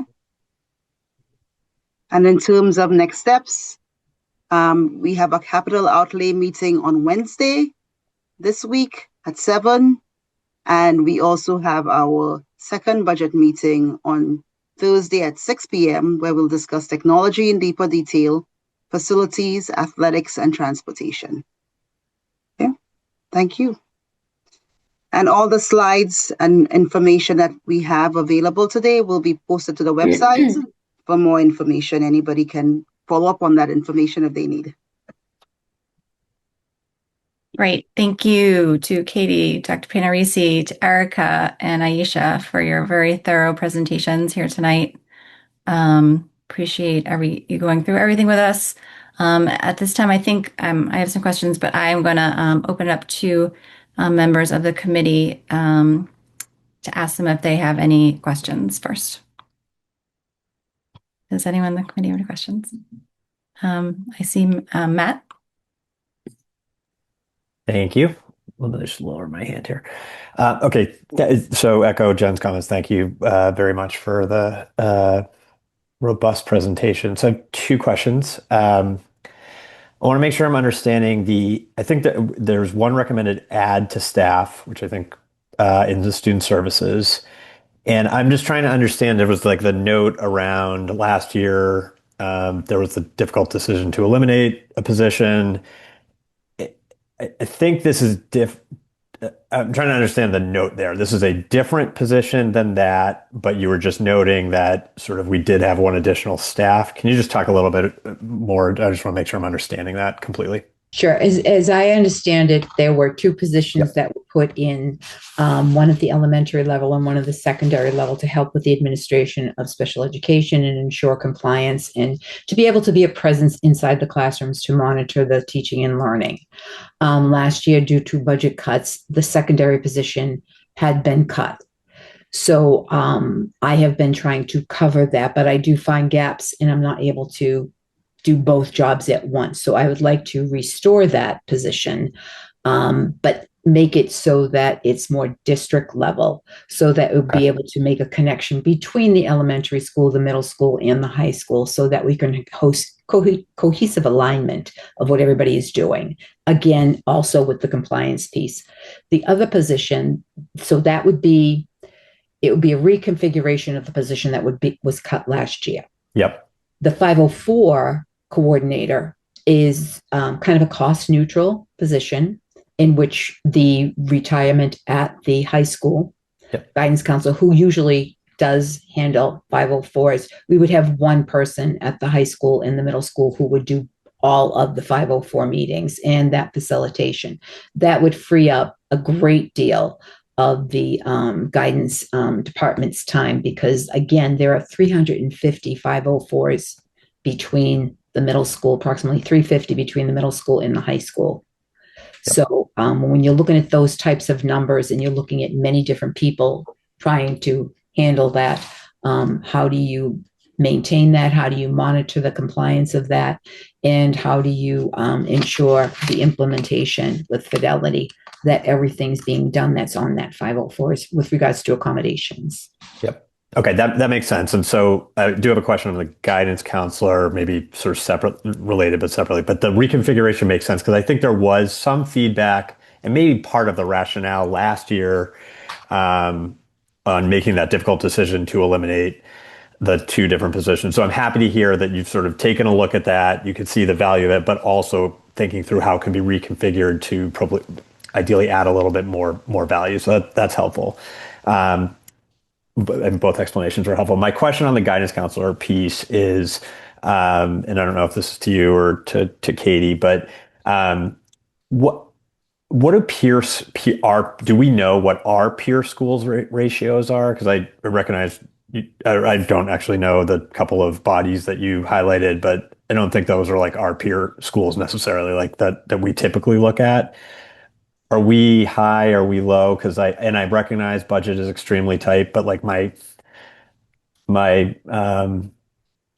what I've heard, not from a ton of people, but is that, and you kind of just recognized or said it, is like it is really difficult for these people to cover what they have, today with 7 people. And I get that part of what their role today is to do the 504 piece as well.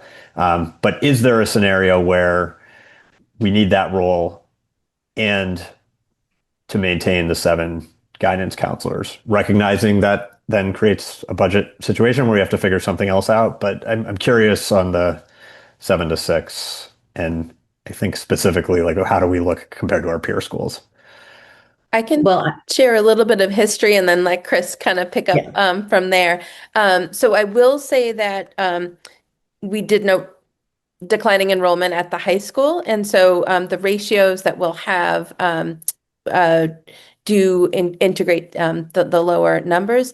It's very tricky to compare district to district only because the school counselors do have different functions in each district, and it depends on their overall function. So in some districts, school counselors do manage 504s and some they don't. So it's challenging to make an apples to apples comparison, but we're happy to do some benchmarking and come back to the school committee with some data. Yeah, that was actually one of my questions that I'll just quickly add on to that. Katie, and I was just wondering if while you're doing that benchmarking, if you could also maybe gather us some data on what the ratio was over the last either 3 to 5 years in terms of the ratios, just see the comparison as well. Both great suggestions. Thank you. Matt, do you have any more questions before I move on to Carrie? Nope, thank you. All right, Carrie. Thank you. Thank you all for the presentation. That was super helpful. A lot of great information, and I'm sure we'll all have more questions going forward. 3 quick things tonight. One was just I wanted to kind of reiterate what Erica said about thanking the town for investing in the MTSS. They took a leap of faith, and it is borne out. I mean, the MCAS results, all of the academic data that's been shared over the years. I just want to highlight that and thank everyone for that and for your diligence in making that a priority for this budget too. I had a quick question, and I'm not sure if you know the answer to it, but Dr. Pennerzy mentioned some Medicaid money that came back for certain services, and it goes back directly to the town. Do we know where that goes? Does that go into an assigned fund balance? Yes. It does? Okay. Yes. So basically, thank you for that question, Carrie. Actually, it was one thing I had on my notes to mention again, and I hadn't mentioned it, but it's something that I should definitely highlight.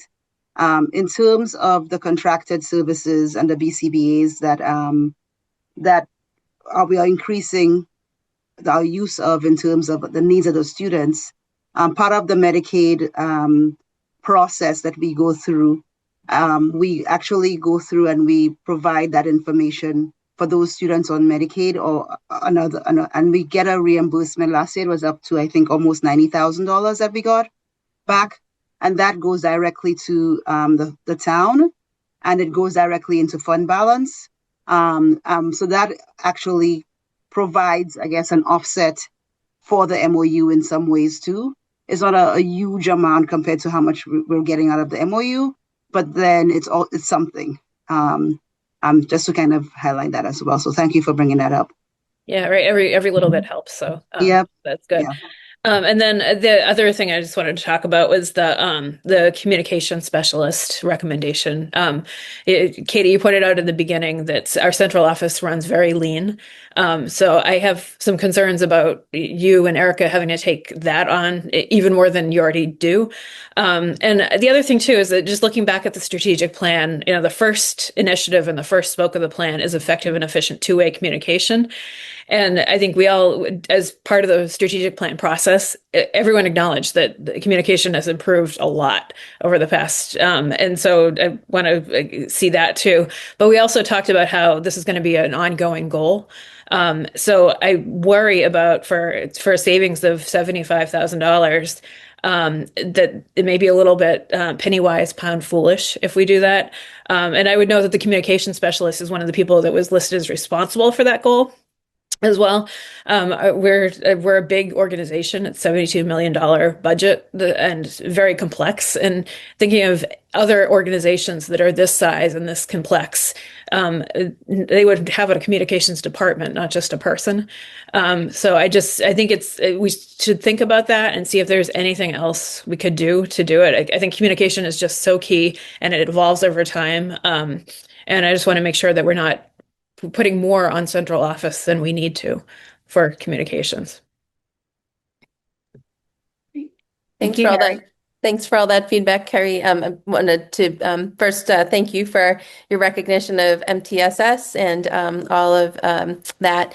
And in terms of the communication specialist, we'll continue that conversation. Central office does run lean. If we were to add additional central office positions, we do have other needs as well. And so kind of looking at the skill set of the central office team and where our gaps are, we'll continue those conversations. Okay, thank you. Anybody else on the committee? Michelle? Sorry, Jen. Thank you. Thanks everybody. I think this is a really thoughtful budget. I think we are getting to a bit of a danger zone here where we're, not replacing positions that are leaving. I know we're make do, but I mean, I think the way the budget has landed has been mostly, pretty positive. But I do just worry about looking at that list of all the positions that have been. It's getting a little scary. So, but I did have one particular question just about kindergarten because. Just about the kindergarten tuitions. And it's very interesting that a third of the districts that don't have fully funded kindergarten are on the South Shore and are our neighbors. Trying to figure out why that would be. But I just wanted to clarify one thing on that, though, because we talked about it being budget lever. But in reality, it is the tuitions that we're getting are funding the kindergarten program. They're not like the other fees that we are charging that are offsetting other expenses. I just wanted to clarify that, correct? Yes. So it's almost like an enterprise. In terms of revolving accounts, right. So in terms of revolving accounts, just to kind of reiterate as well, we can only use the funds for the purpose for which the funds were created for. And similarly, in terms of the full day kindergarten, we can only use those funds towards full day kindergarten.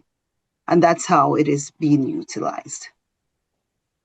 Okay, perfect. I just wanted to clarify. I didn't want people to think that we were charging a tuition that was offsetting right. The money coming in for kindergarten is funding the kindergarten program. Exactly. Yep. And that is not to say that I do not want a fully funded kindergarten. It will be one of my regrets if that is not done sometime in the nearish future. But I mean, obviously, I understand from a budget perspective why we need to charge the tuitions. Thank you. Thanks for the clarification. Any more questions, Michelle? No, I'm good. Thank you. Okay. Allie, I'm just going to ask one question because it segments off of the revolving accounts, if you don't mind, before I get to you. I just wanted to, we're bringing up the revolving accounts, and I just want to, I see that we're utilizing them more and more, and I just want to remind everyone that those, I kind of see those revolving funds as they're one-time funds. They're buying us time, not sustainability. And it's not fixing the underlying gap that we're seeing. And, they've cut 26.2 positions over the last 3 years. And by doing that, we've been relying heavily on those revolving accounts. And I just wanted to emphasize that. And then I'll just go into my one question, which pivots off of that, is because of over the last 3 years, we've cut the 26.2 positions at the secondary level. Where are we stretched I guess the thinnest at that level? Is that something that you can answer tonight, or if you can answer at the next presentation, I appreciate it. That's a helpful question, Jen. And so I will say that we tend to have very large numbers in our honors classes. And so we are, up around the 25 student ratio. In some of our elective classes, we do have class size limits of, say, 16 if we have a studio. So it really depends on the department.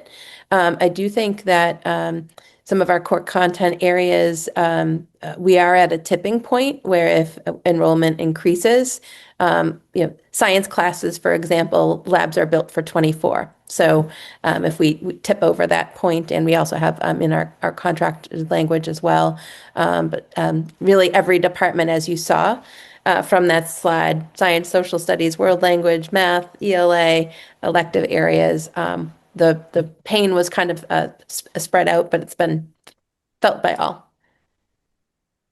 Great. Thank you. All right. Thank you for answering that. Allie? My question actually relates to what you were just talking about. I know we're stretched thin in some of the secondary classes, and also you're watching some of the elementary classes really closely. And then last year we had seen, kind of as we got more information and enrollment, the kindergarten class size increase. So I know you guys are on top of it and have been really creative, which I appreciate, in looking for reductions in efficiencies. But what is the thought process? I know we're still really early on, but what is the thought process if we start getting in enrollments or seeing some tipping points in some of those classes? We'll first look to reallocate. So particularly at the elementary level, if we have one section that tips too high in one direction, we will look to see if there's any way to allocate and transfer staff to meet those at the elementary. So again, we'll continue to monitor that. At the secondary level, there are occasions where, for example, we don't run an elective if we just simply don't have the staff. And so we are at that point where we, in past years, have largely been able to offer student their first choice electives. So I do think we'll have to look at that. And we are still very early. You'll be hearing in just a moment from our secondary principals, the program of studies, which kicks off our whole secondary enrollment process until we have those firm numbers of which electives students are signing up for. It'll be challenging to predict from year to year where the pain points will be. But we know, again, looking at that slide, there was pain spread around all departments. And so we won't really, though, have that data until students register for courses later this spring. Okay, that's helpful. Thank you. John? I just wanted to thank the school department for their great work here. And also, I just wanted to highlight all of the 3 and 4-year-old kids moving into the district and the amount of real estate value that is then accrued during the sale of those homes. Probably far surpasses the 3.5% that the school department is capped at increasing its budget each year. It's the sign of a vibrant community. It's a sign of a good school system. It's the sign of a community where people want to join. And why do they want to join Hingham? Because it's better than other towns. They want the best for the kids. I'm making a little speech here, but I wish these budget meetings could be more aspirational as what is the best for the kids, not, oh, we cut 26 people in the past 3 years, and oh, we got to cut a communications person, and oh, we got to cut back for the future just for now. There's my 2 cents. Thank you all. Thank you, John. All right. This time I will open questions to the public, but I just want to remind everyone First, thank you to the committee for their questions. This is our first budget meeting. There'll be more opportunities as we go through this process for questions. But as always, I do want to open it up for questions for the public, knowing that we do have more agenda items to come. So is there anyone in the public that has any questions at this time?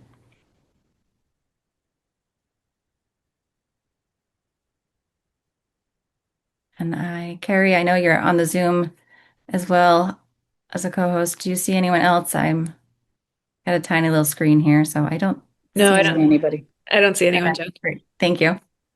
All right. So we will move on to item 7.3, which is just to discuss the 2026 20, excuse me, the 2026 2027 school year calendar and act as appropriate. Katie, I'll pass this along to you. Actually, Jen, I think we're on 7.2, the program of studies. Yes, we are. Thank you. And so for that, That's the second time I've done that. I did that's that. okay. No, that's okay. The 7.1 was so long, it feels like we should be on 7.3. But All right. So moving on to It's 7.2. 8:30. We can't possibly be on 7.2. yes, we are still on 7.2. True fact. So grateful this evening. We're joined on the call by our middle school principal, Derek Smith, our interim high school principal, Dr. John Bucky, and several of our curriculum directors are on the line as well, and they really were the impetus behind some of the new courses and recommendations and so on that are being made this evening. So grateful as always to the curriculum director team. And so with that, I think it probably makes sense to start with the middle school. And so Derek, if you'd like to share any changes in your program of studies, feel free to call in directors as needed, and then we'll move on to the high school. Sure. Thanks very much. Thanks for allowing me to speak this evening and give me the time. And thanks for hanging in there through a very long meeting. I appreciate you still being here for me. Not too many changes to the program of studies for the middle school level. We've updated our mission statement in the program of studies to reflect the mission statement of the middle school. We are graying out a couple of courses that will not be running. The grade 6 family and consumer science exploratory program. We did not run that this year. We will not be running that next year. Similarly, we're going to gray out the grade 6 drama exploratory. As you're probably aware, we have paused the exploratory program for our grade 6 students. We may return to it at some point in the future, but for right now, we will not be running those. Some language, just general updates in the program for science. We've updated grade 6, 7, and 8 summaries to include relevant topics that are covered. We again are not going to run the grade 7 and 8 STEM elective that we had previously offered. That will be grayed out also. And we'll be updating some course summaries for grammar, better flow of information within the middle school science offerings. Social studies is probably our most substantive change. We are proposing to group students heterogeneously next year, which is consistent with what we've done in grade 6 and 7 for our social studies instruction. And it is in line with what most middle school programs offer, not just in the area, but at a much larger scale. The leveled instruction that we have currently in grade 8 is wonderful, but we believe that we can accomplish the same goals by offering a heterogeneous approach to the instruction and challenge students appropriately at their level in a mixed level classroom. One of the things that we're very excited about with our program of studies is to be able to offer Chinese 1A again next year. We're going to run that for grade 7 students. The program will indicate that after grade 6, students can choose either French, Spanish, or Chinese, with the expectation that the language is continued through all of middle school. But those are the most substantive changes for the program of studies as far as middle school goes for next year. Thank you. Thank you. Does anyone on the committee have any questions? Matt? Hi. Thank you, Jen. Let me lower my hand here. So I have a question about social studies, and maybe it's a twofold question. Um, I feel like every year, I may be misremembering since I've been on the school committee, so this is year 4, we've made like one leveling change. And I've asked questions about it I might be misremembering this. Maybe it's 3 out of 4. Um, and so I guess I have 2 questions. I still am confused with mixed, like what it means by mixed level. Like, so if you're in 7th grade and you're going to go, and then in the next year, if this happens, you're are you recommended for a certain level and then the teacher needs to teach to multiple levels within that class? Is that what that means? Or am I misinterpreting what that means? No, I think maybe my description was a little bit Okay. Confusing, Matt. It's more like 6th grade where there's no recommendation, or 7th grade, no Exactly. recommendation. So currently in Yep. 7th grade social studies, the students were not leveled leaving 6th grade, entering 7th. They were in heterogeneous classes similar to their 6th grade experience. We're proposing to extend that up to 8th grade in social studies for next year. So we would not make leveling recommendations for students going into grade 8.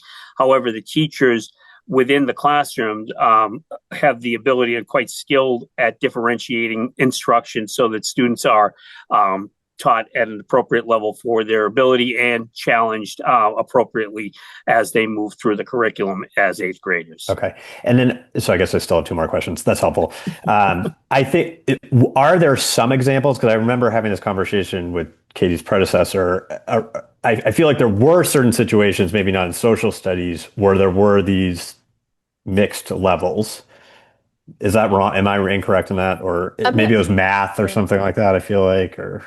I'm happy to speak to that, Matt. So we do, and John can speak to that as well. At the high school and some of our upper level electives, so for example, when I taught botany, it was a mixed level honors and college prep with some differentiated assignments and assessments. So particularly in some of our upper level classes, we have a history of that mixed level. I'll also just note that Erica Pollard had done a really deep dive, and Andy Hoya as well, into social studies at the middle school. We're the only district on the South Shore that levels at the middle school for social studies, and I think Erica found one statewide. So we're a wild outlier in social studies specifically. The whole nature of that civics curriculum is being a good citizen and interacting with your peers, a lot of project-based learning. And so again, we are just, for social studies specifically, a wild outlier in leveling at the middle school level for social studies. And because our curriculum, that civics curriculum that Andy's welcome to jump in and to speak to, the curriculum is designed again for partner work and project-based work and so on, that is the rationale for this recommendation. I Yeah, don't know if I can Erica or Andy certainly would like to speak. Yep. I can certainly add to that. And Matt, that sort of instructional lens that Katie was just speaking on was a big part of a change. And to be very honest, my thinking has evolved over time too, Matt, because when I started in my career, I was very pro leveling in all the middle school grades. And when we moved from that 2-part series, World Geography and Cultures 1 in grade 6 to then World Geography and Cultures 2 in grade 7, it made sense to make that kind of 2-part sequence a heterogeneous experience. And then we've had good results with that in grade 7. But to me, the real kind of convincing argument was that our main goal of 8th grade social studies is all about building civic knowledge, skills, and dispositions for life in our democracy. And that includes all of our kids working together, working on those civic action projects that you on the committee have been so supportive of and seen at our civic projects showcase. So we feel that having the kids work collaboratively in those heterogeneous groups really is the most effective and appropriate way for them to achieve those goals. Okay, that makes sense and is helpful. So maybe not a final question, but just comment is, I do think in general it would probably be useful at some point. As I mentioned, it feels like year over year we've been eliminating levels in various departments, and they may all be the right. I mean, I think this committee has supported that in each case, and obviously you all are the professionals who are making the recommendations, and so I don't want to cast doubt on that, but I think it is important for us to if is that going to continue? I mean, it could be the philosophy, right? Overall, that we think through middle school leveling is an appropriate now. And to Andy, to your point, maybe it's evolved over time. I'm not looking for anyone to definitively say anything about that today, but and Katie, I recognize again some of this was before your tenure as well, but it does feel like there have been. Or it's been a movement over the last four, and maybe I'm wrong on that, but I think I'm accurate in saying that there's been, sort of incremental movements year over year in doing that. And so it feels important to me to sort of have that holistic, I don't know if it's a discussion, but philosophy, I guess. So.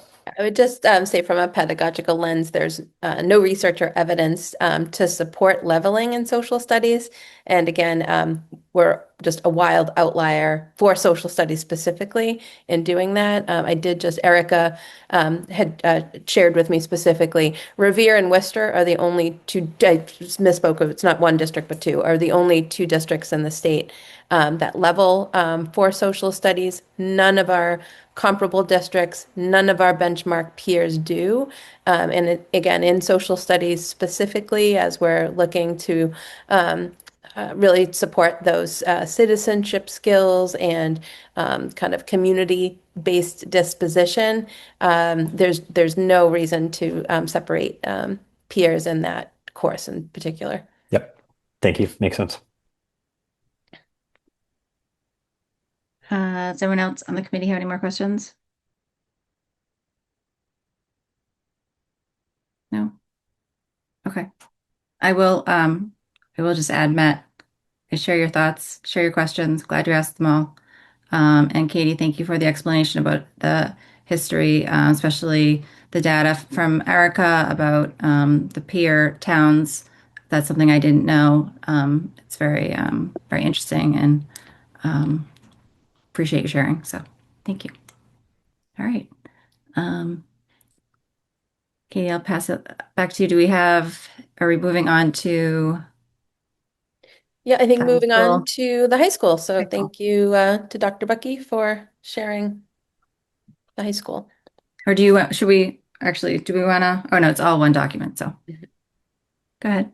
Great, thank you. I want to start with some thank yous. I see a number of the directors on this evening. I want to thank them and Erica Pollard, Assistant Superintendent, for some thoughtful discussions over the last several months as we look at the program of study. For me, this is one of the most enjoyable presentations that I get to give because presentation or the program of study is really kind of the blueprint or the roadmap, if you will, for the Hingham High School experience. It outlines our graduation requirements. It outlines the scheduling process, which impacts the budgeting process. It outlines our pathway programs and gives students some insight into the course selection process. So each of you, in the interest of time, got a memo that outlines the updates, revisions to the program of study, and I'm just going to walk us quickly through that. Some miscellaneous updates. We removed dual enrollment from class titles. The dual enrollment information is still mentioned in the course summaries, but I think that sometimes that was confusing in the course title, that it was automatically dual enrollment, and so the enrollment in that program is clarified through the course explanation. We added the Portrait of a Learner page, which replaced previous pages that outline mission, vision, and core values. The new competency determination language has replaced the old MCAS language in the program of study. We did remove the community service language requirement, and there were some revisions by Dr. Panarisi to the student support services pages to make sure that those were up to date. The real interesting part comes in the next several sections, which outlines new courses or updates to existing courses. So in the business department, we are proposing a new advanced placement business with personal finance course. The English department is replacing the satire, irony, and humor senior elective with a new senior seminar offering in the genre of fantasy, imaginative worlds, magical systems, and heroic quests. Family and Consumer Sciences did some updates to Foods and Nutrition 2 and Exploring Fashion 2. The fine art section is rather long. It doesn't mean that there are a lot of changes. We added a unified drama course this year, so that description has been added to the program of study. We removed mixed media as a course, added language to the guitar and piano classes, added back some language to drawing and painting 2, minor edits to the arts pathway, added language to all courses to fulfill the fine arts graduation requirement, added language to chamber winds, and added language to jazz band. And so all of those things that I just discussed are outlined for you so that you can see those specific changes in the fine, applied, and performing arts. Super exciting change in physical education. We're going to have a new elective offering for grades 10 to 12, strength training fundamentals, which will be taught in the dock. So that is a really exciting update to the program of study and a new offering in physical education. The science department has added the oceanography and botany courses in the chart, which is found on page 50. Added a new course in horticulture and agriculture. You can see the outline or the description of that course. In the mathematics department, some update to calculus honors. And the Hingham Tech Squad will not run in the 26-27 school year. And then world language, Mr. Smith talked about Chinese 1A at the middle school returning next year, and then just some updates to the seal of biliteracy. So how did I do on timing? That is the update to the high school program of study, if you have any questions. Anyone have any questions? Committee? I have a quick comment. We should have shown this new program probably would have increased the enrollment for the high school for next year because these are really great. There were some really great offerings in here.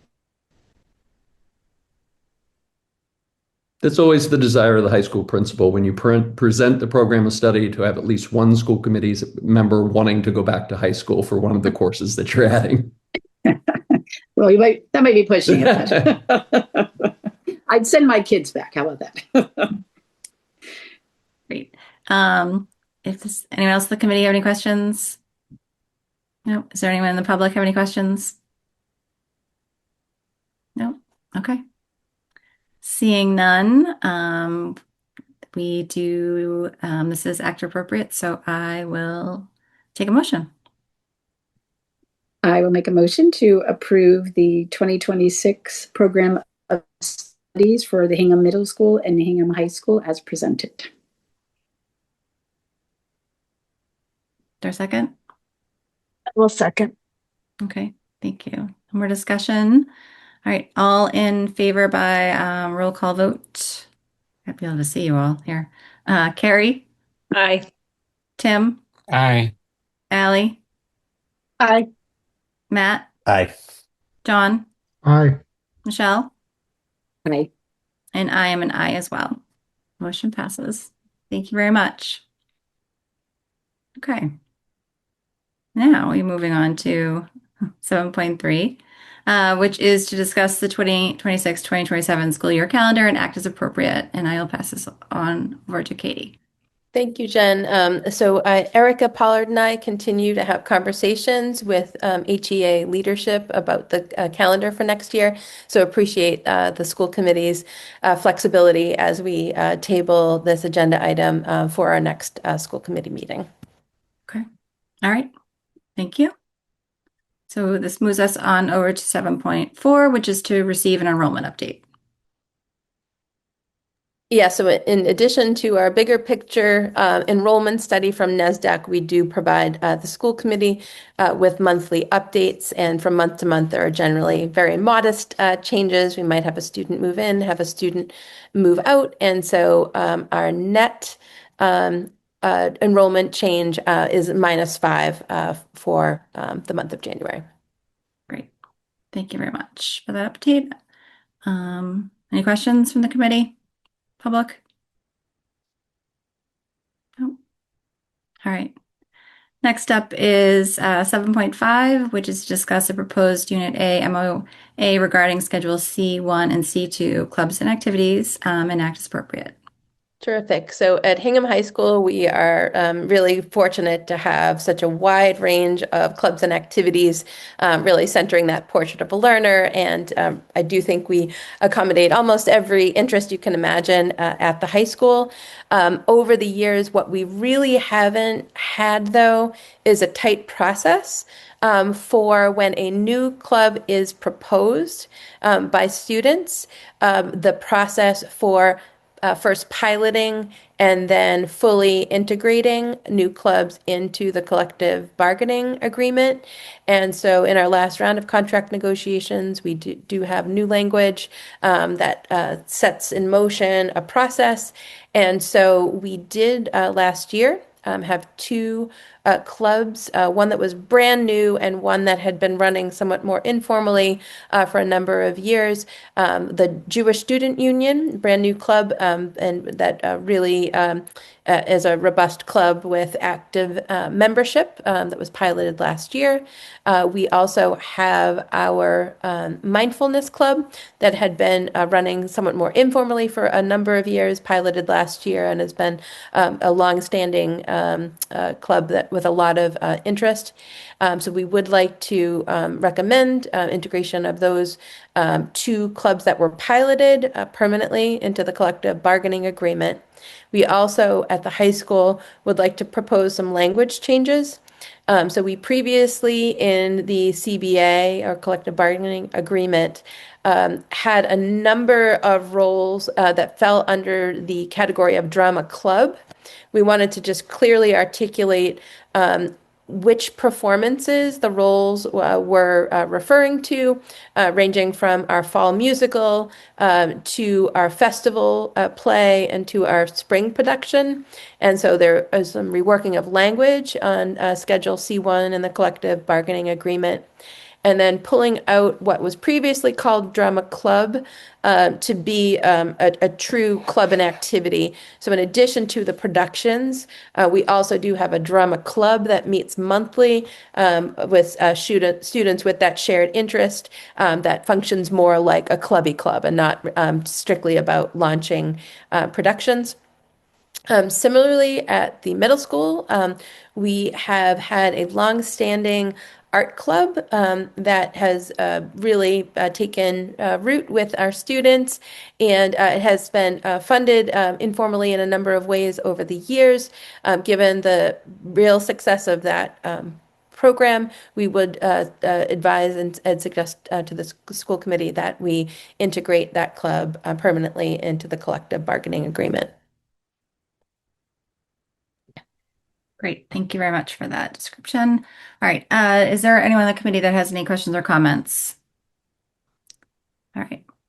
Seeing none, I will make a motion.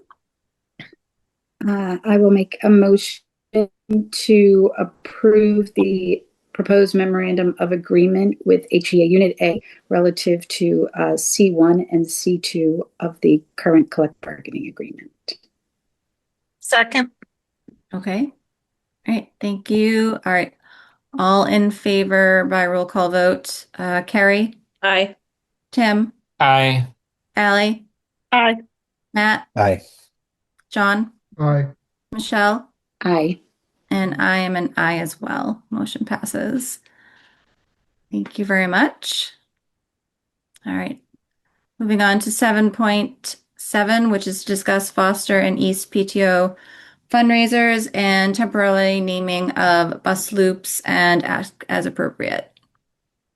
Thank you, Jen. That's actually item 7.6. And we'll note that our PTOs, as we said earlier in our budget presentation, are truly incredible in all of the great work that they do in our schools, providing enrichment, providing support for our teachers, and so on.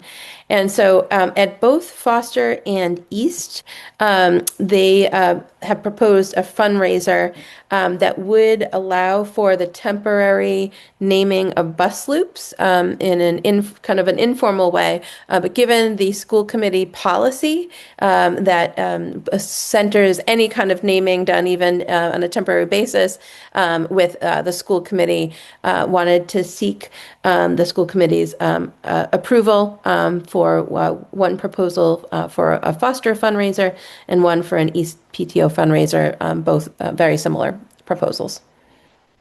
Okay. Thank you. All right. Does anyone have any questions on this?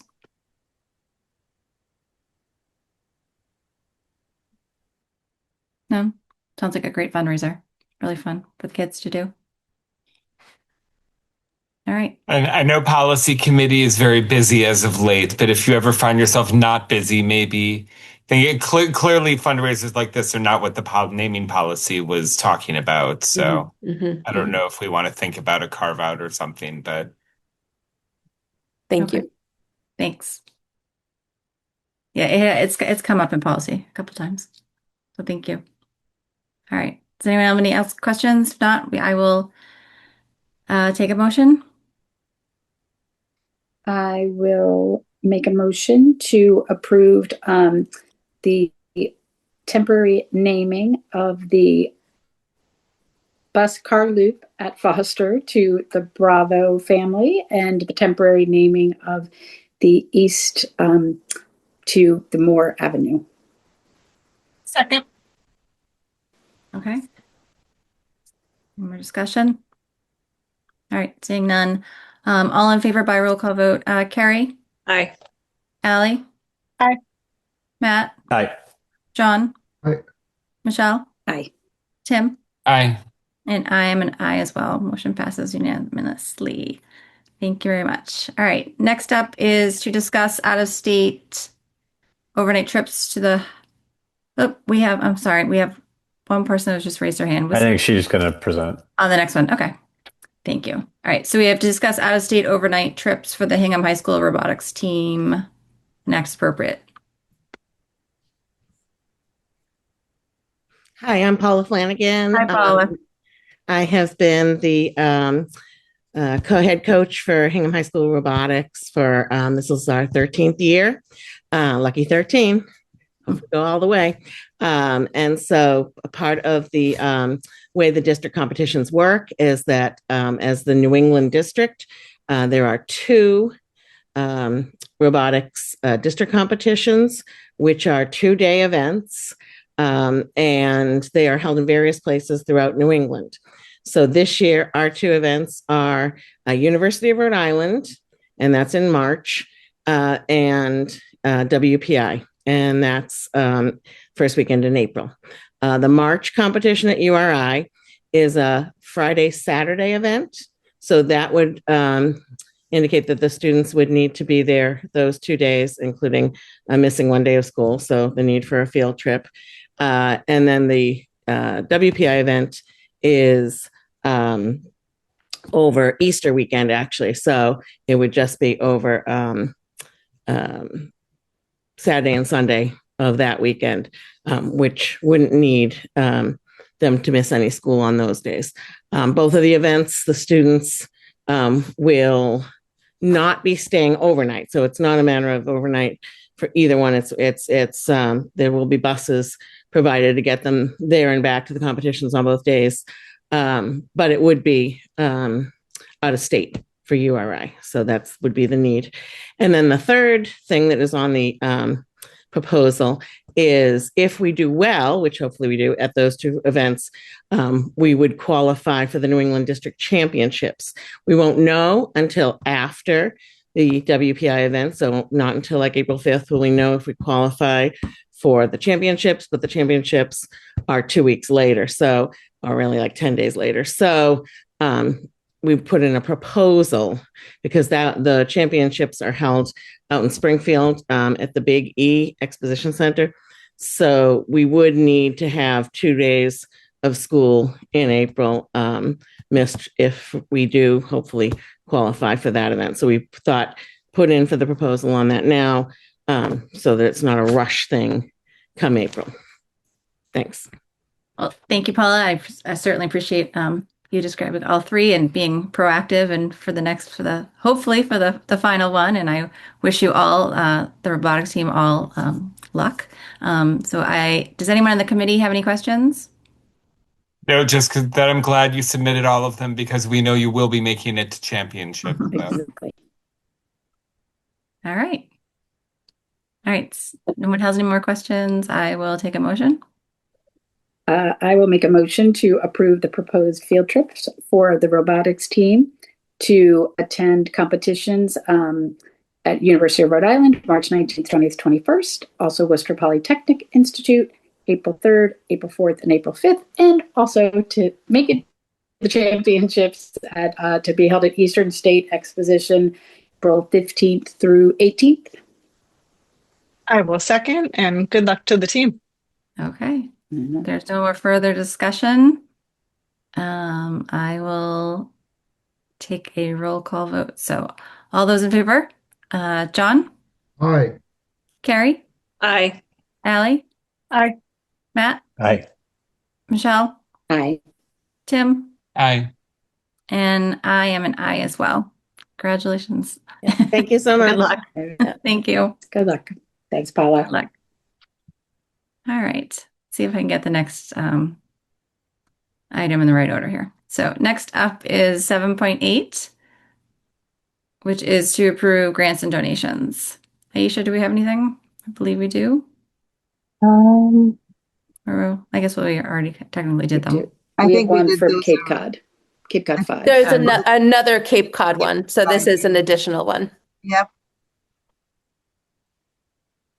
It's very similar to what we did the last time. The Cape Cod grants that it was applied for, and we received the grant, and we just need to get your approval on that grant, please.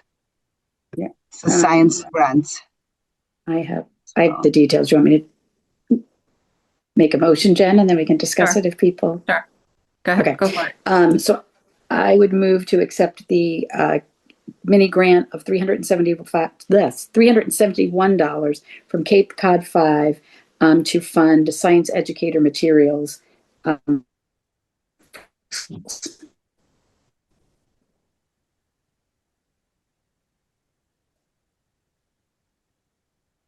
couldn't hear the end, but I think you finished. So a second. Sorry. I was saying it funds. Sorry. It's $370 from Cape Cod 5 to fund materials for the science classes at Hingham Public Schools.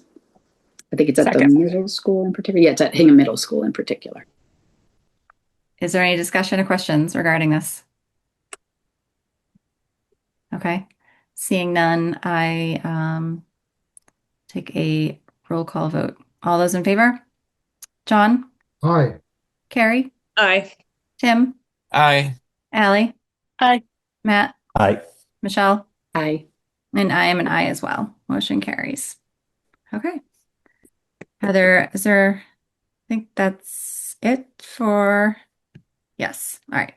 Next up is to approve surplus and expropriate. Do we have any surplus, Aisha? I think you're muted, Aisha. No surplus items. No surplus. Okay. Yep.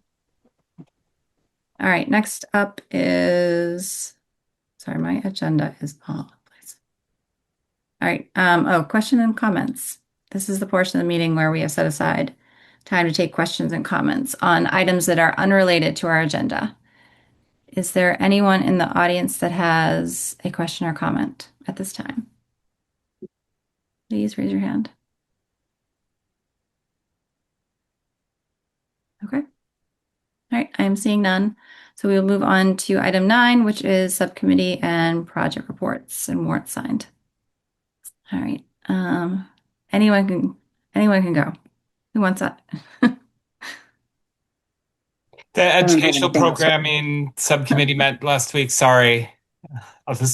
plow through. Fine with me. Katie already gave a sort of introduction as to what happened at the meeting, but I just also want to echo her thank you to Erica Pollard, who spent countless hours performing a huge data presentation and communicated it effectively, which are two distinct skills that she has. So, yay, thank you, Erica. Thank you. Anything else? Allie? I have nothing this week. Okay. Matt? Nothing. Michelle? Nothing to report. Carrie? Salary negotiations is meeting on Friday, January 30th, and then again on Monday, February 2nd with Unit E, which is the food services unit. The middle school council was supposed to meet today, but it was canceled because of the snow day. So I'm told that'll be rescheduled. And Hingham Education Foundation met on January 13th, and the next meeting is February 10th. Great. Thank you very much. And all I have is that there are warrants in the packet. Lots of them. All right. Next up is 48 hours. We do not have anything for 48 hours.